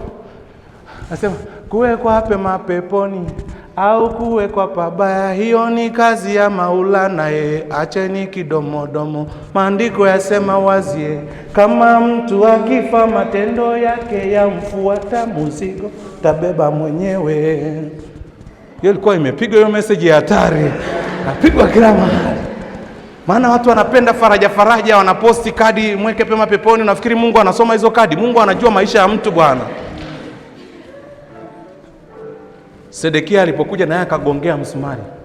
Mti uangukiako, uko utalala, wala hautageuka, uelekea usiko angukia.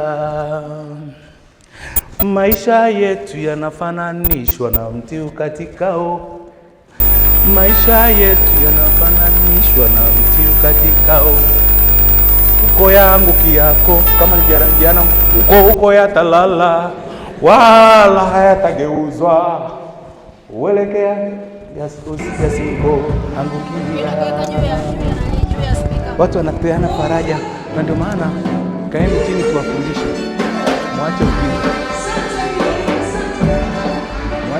Nataka kuchakachua mambo ya imani.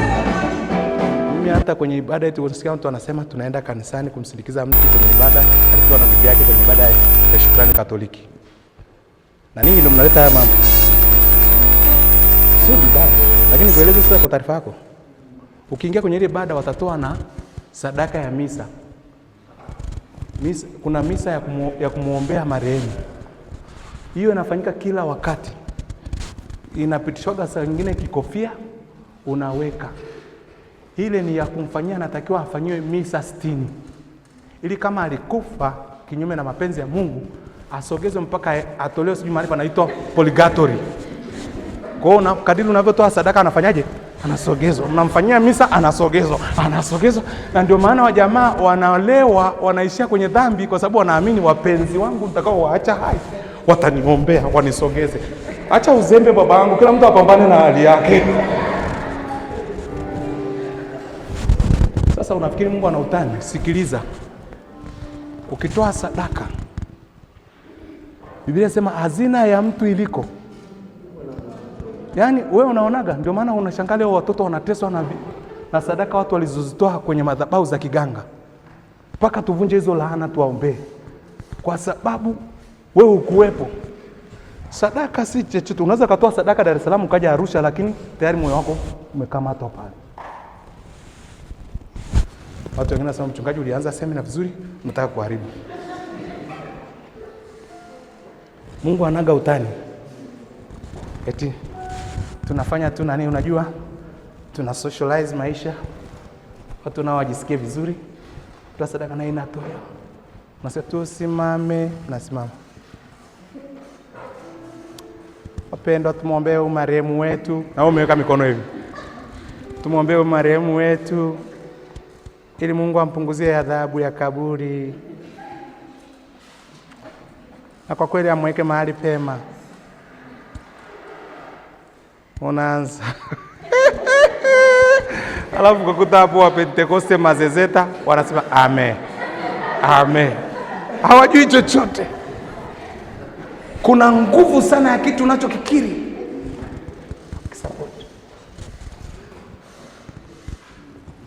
Sasa mimi huwa nafanya kuwatia moyo kwa sababu wale nao, lakini lazima ukifika mahali pa kutoa sadaka kufanya kila kitu niwe makini. Wewe una imani ya kuombea wafu? Na kuuliza, una imani ya kuombea wafu? Eti nimemsindikiza mpendo wetu, kwa hiyo zinapofanyika kuna ile sadaka wanayotoa. Niligundua kwamba wanapoitoa ile sadaka ni kwa ajili ya kumuombea marehemu. Hiyo hasa. Sasa huwa mimi sitoaje. Ile stoi kabisa. Nikiwa na kuwepo kwenye msiba na shiriki kila kitu, lakini sadaka ikipita stoi. Maana najua mimi nimesoma. Mimi ni mtu niliyepata kipaimara, kila kitu naijua katekismo vizuri, kwa naelewa misingi ya imani. Lakini nimesoma world religions, vitu gani vinatutofautisha kwenye masuala ya kiimani.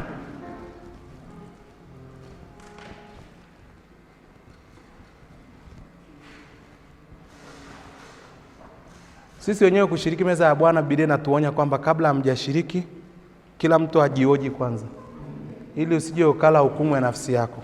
Lazima ajue kupambanua huo mwili wa Kristo ni nini na hiyo damu ni nini. Lakini wale kwenye msiba, kila msiba unashiriki, unashangaa mtu amelewa tu anatokea.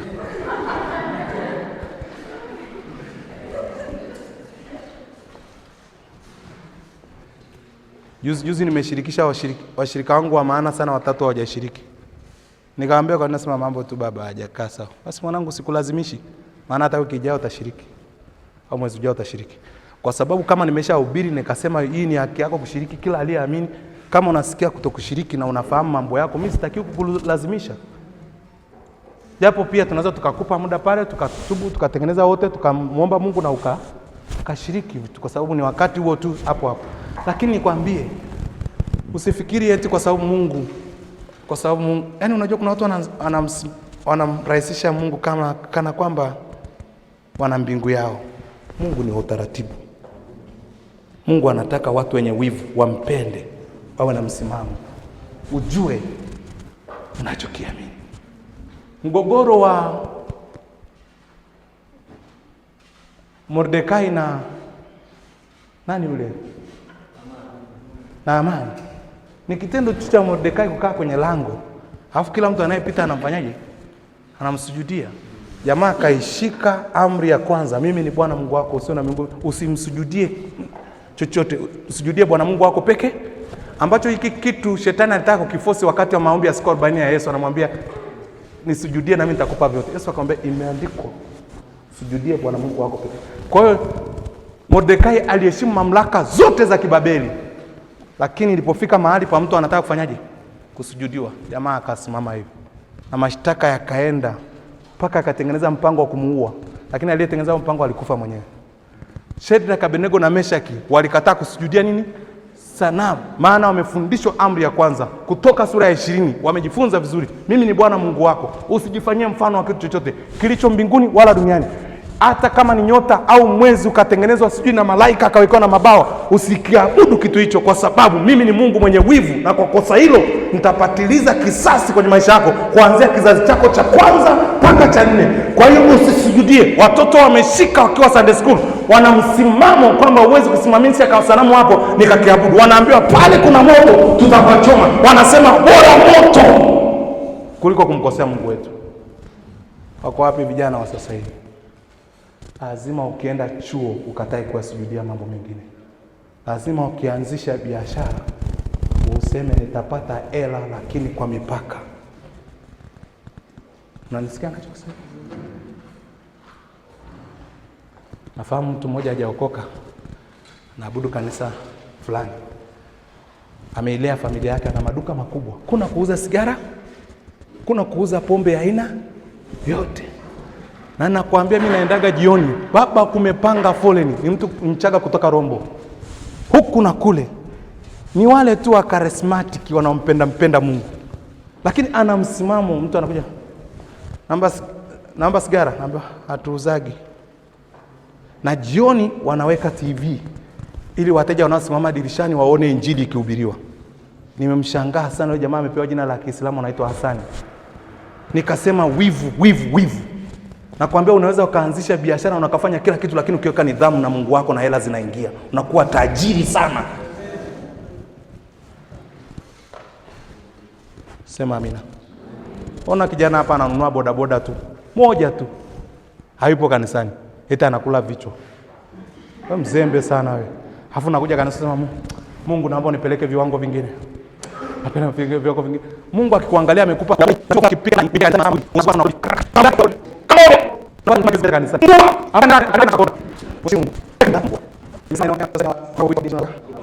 la pili, umeona kuzimu ilivyo.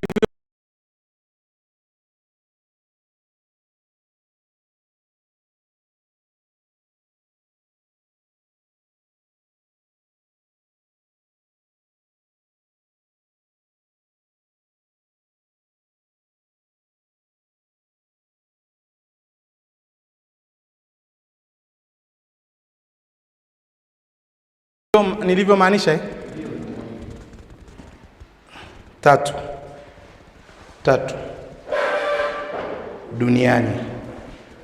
Duniani unaweka kwenye mabano wenye dhambi.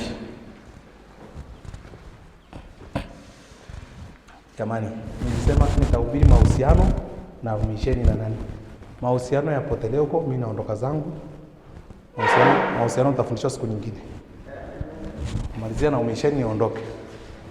Au tubadilishe somo. Matendo 16:9. Mimi nimefurahi kwa sababu kuna watu bwana wanasikiliza mpaka wanafurahi. Kuna wengine anatoka nje kila saa. Asema na kipawa cha ajabu. Kila saa unatoka nje.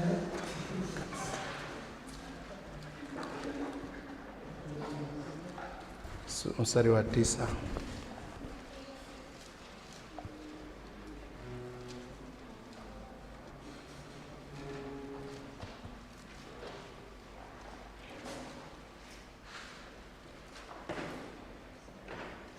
Bwana asifiwe. Amba nithibitishe hili. Kuna mtu ananisikiliza vizuri? Nimalizie. Tumesema ya kwanza ni wapi wito unatoka? Mbinguni. Kuna vipengele A na B. Kwanza, pili, nani anawakilisha watakatifu hapo? Ibrahim. Wito namba 2, nani anawakilisha kuzimu? Kuna yule anayewakilisha pale, nani yule? Tajiri. Anasema ana ndugu wangapi? Anawaombea msaada wakahubiri. Ya mwisho tumesema Matendo ngapi? 16:9. Sasa ukianzia hapo juu utaona Paulo anakwenda kuhubiri Injili, anafika mahali kwenye mji, Biblia inasema Roho anawakataa. Wakatembea kuingia, wakaenda Pamfilia, lakini Roho hakutupa kanisa. Wakaenda wewe dada wakaenda. Soma huo mstari wa 9. Umeufikia? Paulo akiwa amelala akiwa anaenda kuhubiri watu. Hebu soma sasa. Leo uko kwenye Luka. Haleluya. Matendo ngapi? Haleluya. Chapter 16 verse 9. Soma baba. Akatokewa na maono usiku. Alimuona mtu wa Makedonia amesimama. Akamsihi na kumwambia, vuka uje Makedonia usaidie. Basi alipokwisha kuyaona yale maono, mara tukataka kutoka kwenda Makedonia. Kwa kuwa tuliona hakika ya kwamba Mungu ametuita tuwahubiri habari njema. Mungu ametuita. Ni Mungu, lakini akusikiliza. Kuna mkaka ananisikiliza vizuri pale. Wametembea wanataka kuhubiri, ikashindikana, wajui wanaenda kuhubiri wapi. Mchana akiwa amelala akatokewa na maono. Haya maono yakamleta mtu fulani mwenye sura kabisa. Unajua ukimuona Mwethiopia unajua. Ukimuona Msudani si unajua alipomuona yule mtu kwenye maono, yule mtu akaongea na Paulo kwenye maono, akamwambia vuka uje na huku kwetu ukatuhubirie. Kumbuka huyu mtu ni wa Makedonia na Paulo hayuko Makedonia. Alipotoka kwenye yale maono, Biblia inasema ndipo wakataka sasa waondoke, maana walijua kwa hakika kwa maono haya wenye dhambi. Huyu mtu Makedonia anawakilisha watu walio hai walioko kwenye mji wa Makedonia, anataka tuende na tukawasaidie. Na ndipo wakajua sasa tumeitwa tukahubiri. Haya maono yanamaanisha wenye dhambi wanasema, jamani, tokeni huko makanisani kwenu, njoni na sisi mtuhubirie, njoni karibu na klabu cha kwetu, njoni karibu na mji wa kwetu, maana mnaona kama hawafai, lakini kumbe na wenyewe wanasema nani atakuja atuhubirie. Ndipo wakaenda na Mungu akafanya maajabu. Kwa hiyo nani hapa anawakilisha watu wa duniani? Ni yule mtu aliyeonekana kwenye nini? Dada, Mungu akubariki sana. Unafuatilia vizuri sana. Ni yule mtu aliyefanyaje? Aliyeonekana kwenye maono, anawakilisha watu wa mji wa Makedonia. Na unajua Makedonia ndiko Paulo na Sila wamekamatwa wakawekwa wapi? Kuna gereza kubwa sana pale linaitwa Ufilipi. Gereza la mji wa Filipi pale ndani ya Makedonia. Na pale Mungu alifungua gereza na watu wakaokoka, na mlinzi wa gereza akafanyaje? Akaokoka na nyumba yake. Kuonyesha kwamba hao watu ingawa walikuwa wanalinda gerezani, lakini na wenyewe walimhitaji Paulo apatikane kwa wahubiri. Kuna wakati, mnaniruhusu niseme? Mnaniruhusu niseme? Kuna wakati tunaona kama watu hawana haja na Injili tena, tunaona ni wagumu sana. Kama Yona aliambiwa nenda wapi? Ninawi. Akaona Ninawi ni watu wamehubiriwa sana wasikiaje. Akaamua kwenda Tarishishi, maana anaona Injili ya Tarishishi ni simple. Lakini alipomezwa na nyangumi samaki, akatapikwa siku ya 3, akanyoosha hivi. Alihubiri ile kuhubiri siku moja tu hivi, nchi nzima ikafunga siku ngapi? 3. Wakatubu mpaka mfalme na mbwa na paka na wanyama wote wakupewa chakula. Akashangaa watu wametubu kwa kiwango hicho, watu ambao ulikuwa umewakatia nini? Acha kuwaona watu ambao hawajaokoka kama hawezi kuokoka. Sijui nikuwekee mikono ufunguke macho. Vijana, haya, naomba kila mtu aweke mikono hapa. Usipoweka wewe ni mkorofi. Sema Yesu. Niondolee upofu. Badilisha mboni ya jicho langu. Ione wenye dhambi kama unavyowaona. Niondolee macho ya kuwadharau. Macho ya kuwakataa. Macho ya kuwakatia tamaa.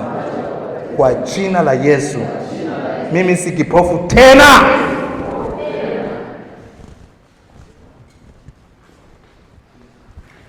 Nisikia anachokisema? Tumepata maeneo mangapi? Hivi nafundisha vizuri na mnanielewa kabisa? Siji kweli. Sawa, asante. Nimesema wito unatoka maeneo mangapi? 1. Mbinguni. Mbinguni ni nani hapo anawakilisha? Na kuna maeneo 2. Mbinguni kuna vipengele viwili. Kwanza, pili, watakatifu. La pili, nani huyo anaonyesha kwamba kuzimu inataka watu wahubiriwe? Ana ndugu wangapi? Hawajafa, si ndio? Wanatakiwa wahubiriwe Injili. Anaomba msaada, Injili ifanyeje? Anaambiwa ni bora upeleke msaada kanisa la Baraa, usiulete huku mbinguni. Omba Baraa wakuletee Injili. Mleteni mchungaji Noah afundishe umisheni na nani. Huku kwetu huku situsumbue tena. Akina Elia Mtishibi, akina Elisha, akina Musa, na sijui akina Isaya, akina Jeremiah, akina Ezekieli. Wanasema hapana, wakati wetu wa kupumzika bwana. Kuna raia wengi huko, kina pale Chekereni kuna mchungaji nani, kenda Usariva kule kuna Pastor Noah. Jamani tusaidieni basi, tusaidieni huko. Kule hapo. Kwa hiyo tumetupiwa jukumu. Ole wetu tukikaa kizembe, tutadaiwa. Sema na mtu amsikie Yesu. Nimalize haya na twende. Tulikuwa tumetoka kwenye kipengele cha kile cha kwanza, kilikuwa kinahusiana na nini jamani? Okay. Tulikuwa tunaangalia umisheni na uinjilisti, maana yake nini? Tofauti ya umisheni na uinjilisti. Tumekuja sasa kuangalia wito wa umisheni na uinjilisti unatoka wapi. Tumeshaangalia. Alafu andika kipengele hiki kwa herufi kubwa, andika mhubiri ni nani sasa. Andika kwa herufi kubwa. Mhubiri ni nani? Hao warembo walikuwepo? Nyie warembo mlikuwepo? Nimeona ni wapya. Kumbe Alafu vijana wa kiume mna tabia mbaya. Mimi nikifundisha somo, akiingia msichana mnapotea. Tafadhali muangalie huko mbele.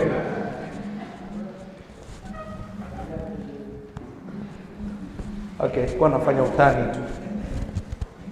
Sio kweli kwamba wako hivyo. Ni utani tu. Tunaangalia ni nani anaweza kuwa mhubiri. Namba 1 ni yeyote aliye na Yesu. Waraka wa kwanza wa Yohana 5:10.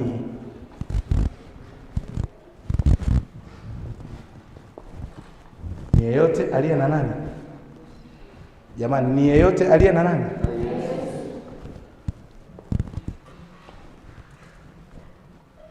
Haleluya. Mbona kuna mtu ananielewa? Yeyote aliye na nani? Bila kujali ana Yesu kwa miaka mingapi. Yaani kitendo cha kuwa na Yesu. Hiyo waraka wa ngapi nimesema? Sura ngapi? Sura ya 5 mstari wa 10. Biblia inasemaje? Kila aliye na mwana anao ushuhuda. Kwa hiyo kigezo namba 1 cha kuwa mhubiri ni kuwa na Yesu. Ukisha kuwa naye, wewe ni mhubiri. Hata kama hujawahi kufundishwa mistari mingi ya Biblia, wewe ni mhubiri. Kuna mtu ananielewa? Lakini namba 2, waraka kwanza Yohana 5:10. Tuko pamoja lakini? Sinawapa nani anatakiwa awe mhubiri? Yeyote aliye na Yesu. Kila aliye na mwana anao ushuhuda. Sifa za shahidi tu anatakiwa awe ameona, afu awe amesikia. Si ndio? Matendo ongezea hapo kabla ya ile ya pili. Ongeza Matendo 4:20. Hebu nisomee. Ili uwe shahidi unahitaji vitu viwili tu au vitatu.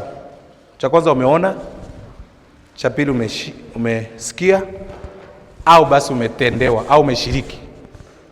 Umeshiriki. Soma mkaka. Huwezi kuacha kuyanena mambo uliyoyaona na kuyasikia. Semeni wote. Maana sisi hatuwezi kuacha kuyanena mambo tuliyoyaona na kuyasikia. Kumbuka hapa ni kina Petro wamepewa adhabu, wao na Yohana, wakaagizwa kwamba msihubiri tena kwa hili jina kabla hawajaachiwa. Walipoambiwa hivyo, Petro akasema, viongozi wetu, hukumuni ninyi wenyewe. Hatutaki kuwa wanafiki, mmetupa agizo, lakini tunaomba tuwaambie, hebu hukumuni ninyi wenyewe. Ni vema sisi tuwasikilize ninyi kuliko kumsikiliza Mungu? Alafu akamaliza akasema hivi, kwa maana tuna shida moja inatupata. Sisi kweli mmetupa marufuku, lakini ni shida kwetu kuacha kuyanena mambo tuliyoyaona Na tunanyamazaje baba yangu? Ni kama we dada, ni kama Petro anataka kuambia wale watu, shida sio kunena, sisi mwenyewe mmetunyamazia tusinani. Shida kwamba mmetuacha tukaona. Sasa tumeshasikia inakuwa ni shida kutokuelezea kitu ambacho mfanyaje? Kwa hiyo yeyote aliye na Yesu anatakiwa aseme. Utakuta vijana wengine hataki kuhubiri maana hata Yesu labda hawajaonana naye. Ni ngumu sana kweli kumwelezea mtu ambaye una mfahamu. Namba 2, yeyote aliyetendewa.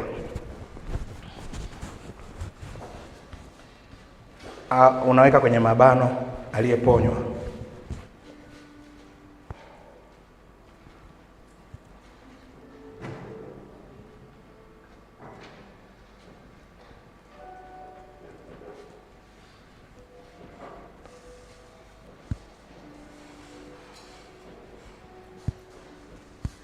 Nimesemaje?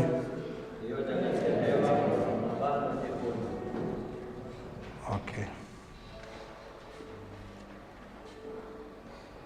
Sawa.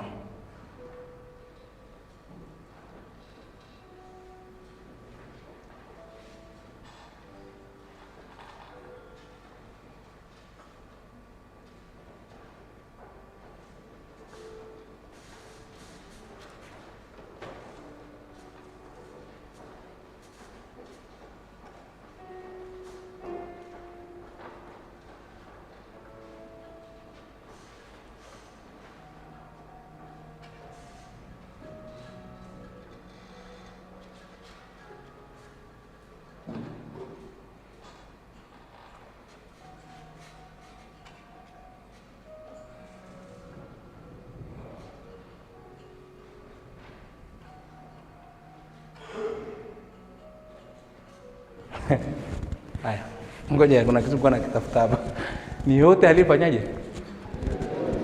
Yote aliyetendewa, aliyeponywa. Nimesema ukishaandika aliyetendewa weka hapo kwenye mabano aliyeponywa ili usisahau hicho kitu. Mtu yote hata kama hajui wa Korinto sura ya 6, hajui hata kwa maana jinsi, hajawahi kwenda kanisani. Alikuwa na uvimbe hapa kwenye sikio, likatoka na aliyemponya ni nani? Ni Yesu. Si ana cha kusema sasa? Sura ya 9 kitabu cha Yohana. Sura ya 9 kitabu cha Yohana. Nitakupa mistari mingi ukasome kwa wakati wako. Unaweza ukaanzia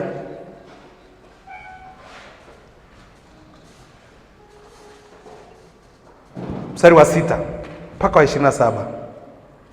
Lakini sisi tutazingatia ule wa 27. Nafahamu kuna ukishaandika nitazame. Bwana akubariki sana. Sijawahi kufundisha semina watu wako makini hivi. Yesu anakutana na kipofu tangu kuzaliwa kwake. Alafu Yesu anataka kumponya, anatema mate chini. Kasome hiyo story utaiona. Anakoroga tope watu wakiwa wanaangalia. Alafu anamfanyaje? Anampaka kwenye macho. Anamwambia kanawe birika la Siloamu, maana yake kisima cha Siloamu. Hapa katikati kuna visima, lakini nenda. Alipoenda kunawa, akarudi anafanyaje? Watu wakaleta ubishi, wakasema sio yeye, sio yeye. Walipoenda kwa wazazi wake, kwa sababu ilikuwa imesemekana mtu atakayemkiri kwamba huyu ni mwana wa Mungu atapata shida. Wazazi wakasema muulizeni yeye aliyeponywa ni mtu mzima. Shida hapa kwa sababu anawezaje kuponya huyu mwenye dhambi? Wakati wanamuuliza hivyo Yesu yule mwanafunzi yule kipofu alikuwa na umati mkubwa, alafu Yesu hayupo. Kumbuka Yesu ameshaondoka. Ameacha story mjini. Umati ni mkubwa, unamfuata nani? Mmeshindwa kujua nani unamfuata nani yule kipofu? Ni kipofu tena? Aliyekuwa kipofu. Wakati wanaenda hivi, Yesu amefanya tukio, alafu ameacha tukio liwe gumzo. Na anayefuatwa ni aliyetendewa. Ilipofika mahali wamemuuliza sana, wakampeleka mpaka kwa Mafarisayo. Yeye anaulizwa, alikuwa anasema ni nabii.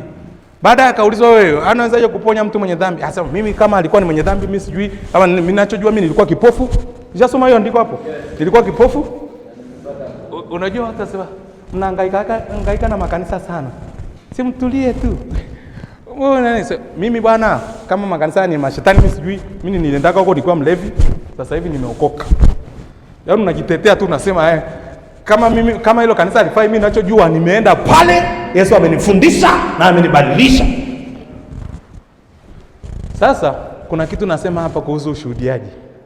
Yule kipofu mstari wa 27, hebu soma alichosema. Akawajibu, nimekwisha kuambia.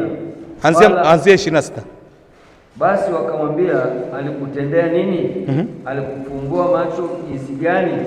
Akawajibu, nimekwisha kuambia pala mkusikia. Mbona mnataka kusikia tena? Ninyi nani mnataka kuwa wanafunzi wake? Anawauliza, au mnataka kujiunga na kanisa la Yesu? Naona nimewaambia sana, hamuelewi. Au mna mpango wa kuokoka? Nimeeleweka hapo? Nimekwisha kuambia, wala hamtaki kuamini. Nikamwambia tena, nimewaambia ameniponya, hamtaki kunielewa. Bado mnanifuata. Akawauliza, mna mpango wa kuwa wanafunzi wake? Injili imeanza. Nani anasema maneno? Aliyetendewa, aliyeponywa. Namba 3. Jamani, hivi mnawachosha au unawasaidia?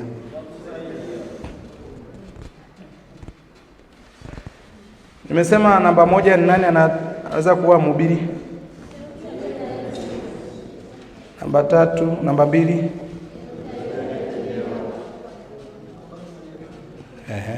Namba 3. Yeyote aliye na neno au ujumbe.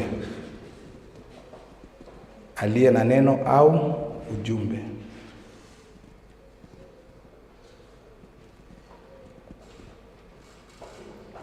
Ukifundishwa naona natakuwa wafundishe wengine. Kwa sababu ya muda naomba waandike tu Kolosai 3:16. Mimi naona muda wangu utakuwa. Alafu namba 5. Namba 5 au ngapi sasa? Namba 4. Yeyote aliyejazwa Roho Mtakatifu. Matendo 1:8.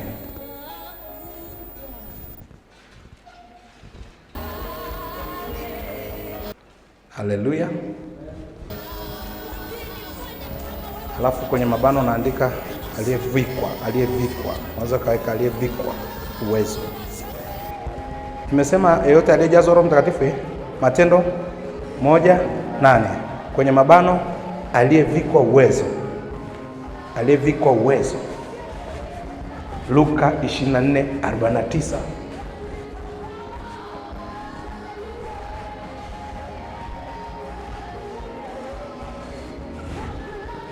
Amen. Amina. Amen. Ni dada yupi ambaye anafaa kuwa trafiki? Ni yote aliyevikwa. Akivaa ile nguo nyeupe hivi na ile kofia yenye crown, ka barabarani tu. Ni kafupi hivi kama adunje. Lakini magari yote yanakaa. Na Yesu akasemaje? Msitoke huku mjini, mkae mpaka mvikwe nini? Kama uwezo. Kuna mtu ananielewa? Kuna mtu ananielewa? Amen. Ukishavikwa, kwa mdada yule akishavalishwa ile vazi, akitokea hapo barabarani, alikuja na sketi yake nzuri kwenye kituo cha polisi. Akitoka akianza kuzuia magari, masemi-trailer yanapita, unakuta bouncer amekaa kwenye gari anaendesha, anatafuna mirungi, ananungunika. Sawa, sister anazingua huyo. Ase unamuona huyo pai? Aongee chochote. Weka huko. Sapa venyewe hapana paki, ingiza huko gari. Unaingiza ukiwa unanungunika, lakini kadada kenyewe kana misuli milaini, karembo, kamevikwa. Kisha vikwa, unaweza kumhubiri mtu yoyote. Piga gospel kwa yoyote. Yeyote aliyevikwa, sema amina. Hebu sema kwa sauti, Yesu nivike. Shida ya watu wengine hawajavikwa. Lakini ukijaa Roho Mtakatifu utakuwa shahidi. Bwana asifiwe sana. Naomba tumalize na hiyo, alafu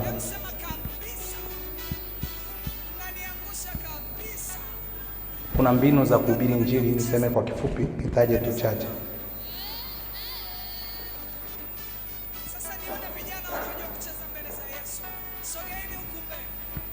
Nani Auda? Umekwazika au ni mambo tunashuhudia? Hiyo ni dereva wangu jamani. Bwana Yesu asifiwe. Bwana Yesu asifiwe. Bwana Yesu asifiwe. Mbinu za kuhubiri Injili. Cha kwanza, kabla ya mbinu za kuhubiri Injili, naomba nikupe kitu fulani. Kuna mazingira ya Injili, kuna mbinu za kuhubiri umati, kundi dogo au mtu mmoja. Mimi ni mhubiri wa nje, kwa hasa kwenye makusanyiko ya watu. Naomba unisikilize. Umesikia nimezungumza vitu hapa vinavyohusu dini za watu wengine, wanaombea watu. Mimi nikitoka pale nje kuhubiri sasa, wakishaingia hapo watu wachache ambao si wa imani yetu, sipaswi kuongea maneno. Kwa mbinu za kuhubiri, siwezi kuzungumza pale nikachanganya mambo ya imani yetu. Inabidi nisimame na Injili ambayo inagusa watu wote na ambayo haitakuwa na ubaguzi. Sasa kuna mtu mwingine wachungaji fulani wananialika, kasikia sema, "Pastor, tumekualika kwenye msiba hapa, lakini naomba upige sana hapa, kuna watu wa dini, piga." Nikamwambia mchungaji, sipangiwagi hivyo. Kwanza nje huwa sipanii watu. Natamani kuhubiri Injili ambayo inaweza kuwavuta watu kuliko kuwafanya wajisikie vibaya. Unaona watu wamelewa pale, wanaanza cheki, unavuta sigara mpaka unatoka moshi kama exhaust ya nani? Ya nani? Umekula banki mpaka mabega yameinua, mpaka umeinua makenchi. Hiyo ni mipasho, sio Injili. Sawa, mimi leo nimevuta, lakini nashindwa kuacha na natamani kuacha. Unafikiri hiyo mipasho yako inanisaidia? Mimi mwenyewe najiuliza naachaje. Alafu unakuja na kero za kunidhalilisha. Nipe majibu, nifanye kitu gani? Kuna watu wananielewa? Kwa hiyo ninapokufundisha, kuna mwanamume mmoja alikuja huku Masaini, akawa anaanza kusema wanawake na wanaume wote wanatakiwa wapike. Kule Masaini wa ndani kabisa kule. Kwa wale wazee ambao wanaona, kwa mfano kule kwetu Meru, ni kijana wa kiume anafundishwa asikae jikoni na mama zake. Ni mfano. Lakini lengo lao ni kwamba kuwepo na heshima. Pia asifanye vitu vya aibu mbele ya dada zake. Lakini walikuwa wanalenga pia asiwanyime uhuru wanawake. Kwenye mila za Meru kule unasikia mtu ukienda mahali ukakuta wanawake wamekaa, watu wamekaa ndani, kabla hujaingia unakoa kidogo. Au unaimba, kama umeokoka unaona ile koa sio sawa, unaimba hata wimbo. Sina nguna jingine. Lile lengo, mimi kwa sababu nimekaa kwenye hizo nimeelewa. Lina maana wanawake kama hawajakaa sawa wafanyeje? Wakae. Sasa unaingia tu. Kwa shindo shetani. Wanawake wanachukia, alafu mwisho wa siku unasikia sasa huyu shetani na ameingia hapa, wanakushangaa, una adabu, una hata aibu, unaingia kwenye nyumba bila kutoa nini? Sasa sikiliza. Mimi nafahamu mila za Kimasai na za Kimeru mbaya sana ambazo hazifai hata kwa watu waliookoka. Lakini unapokwenda kuhubiri kwenye maeneo yao, kama mwanamume amefanywa kuwa mfalme, muache kwenye nafasi yake ya nini? Ya ufalme, ili elimu itakwenda mpaka elewe. Mwingine anasema kama imani hii ndio iko hivi, sitaki imani ya hovyo namna hii. Kumbe yule mwasilishaji ameshindwa kujua na hubiri katika mazingira gani. Nakutana na mtu mmoja ameambiwa, alikuwa anakula, amekaribishwa chakula, akasema hapana, tafuteni kitu fulani. Watu wamehangaika, alafu ni hapo Dodoma. Wamehangaika ili wamwandalie chakula. Akakidharau, akakiangalia hivi, akasema takula mahali pengine. Tangu siku ile wale watu, ule kijana alileta ule mhubiri akaambiwa asikanyage tena kwenye nyumba yetu. Hata kama chakula chetu hakina maana, sangechukua tu kidogo hicho anachoweza hali, atambue kwamba tumefanya kazi. Lazima ujue namna ya kuhubiri watu wa aina tofauti. Naeleweka ninachosema? Jamani, Bwana Yesu asifiwe. Amen. Ndio maana Paulo anasema nilipoenda kwa wenye sheria nilijifanya kwamba na mimi ni mwenye sheria ili niwapate. Mbunge wetu Joshua Nassari wa Meru sasa hivi, huko nyuma alipokuwa anatafuta ubunge, aliwasukuma wazee pembeni. Wachungaji tulimbeba sana, lakini sasa hivi alipotaka kurudi akajikuta wazee wa Meru wamemwangusha chini. Alipokuja sasa hivi ameamua kwenda na wachungaji na makanisa, alafu akatafuta na wazee wale wa Meru, akaenda kwao akakaa na wao. Sasa hivi ukija Meru, Nassari amerudishwa kwenye ubunge, anaheshimika maana ametambua na kuheshimu wazee. Pale kanisani nina wazee, watu wazima na mvi zao. Kuna wakati tu mambo yanakuwa hajakaa vizuri, inabidi nitenge muda na wao kwa kuwajali. Hata wakikosea, Biblia inasema mzee umuonye kama mzee na kijana kama kijana. Kwa mzee unachelewa kanisani, unakuja unatembea unavuta miguu hapa. Kama anakutoa mtoto wangu kweli nimekosea, lakini huwezi kuniambia navuta miguu. Tayari anaanza kujisikia vibaya. Injili kwa mfano nakuta ni Waislamu wapo. Kuna mahali unashauriwa usitaje sana jina la Yesu mfululizo. Taja Mwenyezi Mungu muumba wa mbingu na nchi anasema. Ili kuepuka ile kitu, unapomtaja Isa bin Maryam kwa mkazo, kuna namna unamfukuza mbali. Na kuna somo linaitwa nasema la uinjilisti, nasema usimuonyeshe samaki kivuli. Kwa mfano wewe, naona kuna watu wengine hawajanielewa. Unapokuwa ukivua samaki, bahari iko upande huu au ziwa, jua linatokea mashariki, kivuli chako kinaenda wapi? Huku. Kabla samaki hajakuona anaona kivuli. Kwa hiyo ukienda vibaya kivuli kinamfukuza. Ndio maana itabidi wanakuambia hakikisha unatokea upande ambao kivuli hakipo. Kwa lugha nyingine, kwa mfano watu wasio wa imani yetu wanajiamini mapema, wakijua wa Pentekoste wanapenda kushambulia watu, wanapenda kuwadharau watu wengine. Njoo kwa staili ambayo hata kama wamekaza nyama kwa kiwango cha kujiamini kwamba wanashambuliwa, wanashangaa injili inaingia, wakisema kwa kweli injili imetupata, hatujapigwa leo. Kwa staili tofauti kabisa. Nilipokuwa nahubiri injili ya maeneo, nilienda mahali fulani nikawaambia watu wote waliokuja na Biblia, tafadhali kama una pistol silence, naomba hatutatumia silaha kubwa, mashine gani na nini. Wakaniambia unamaanisha nini mchungaji? Nikamwambia eneo tunalopita halitakiwi hata kuonekana Biblia. Kama ndio hivyo tunataka uwe na pistol. Pistol ni kale kaagano jipya, ukaweke kwenye nini? Kwenye mfuko. Kama una kabisa, jiandae kuhubiri kutoka kichwani na moyoni. Kwa sababu ukishaonekana tu sasa unapita, alafu mtu akakuona umebeba Biblia alafu ni Muislamu, milango inafanyaje? Inafungwa. Wanaanza kusema makafiri haya, wallahi tena wamekuja hapa takbiri. Umeshawashtua, hataki tena kukusiki. Wakati mahali fulani unataka uingie kwanza kwa mbinu za biashara. Sijui unanielewa? Mimi naona kama watu wengine hawanielewi. Unanielewa ninachokisema? Wasishtuke. Takupa mifano michache. Sasa kwenye kuhubiri hapa, tunga mada. Tunga nini? Namba 1, tunga nini? Mada.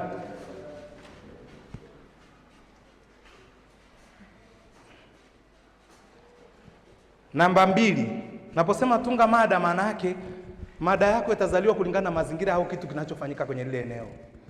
Lakini namba 2, tumia mbinu za kufungua mazungumzo.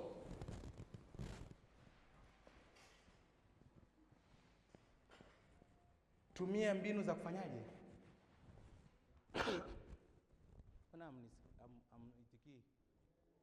Mbinu za kufungua nini?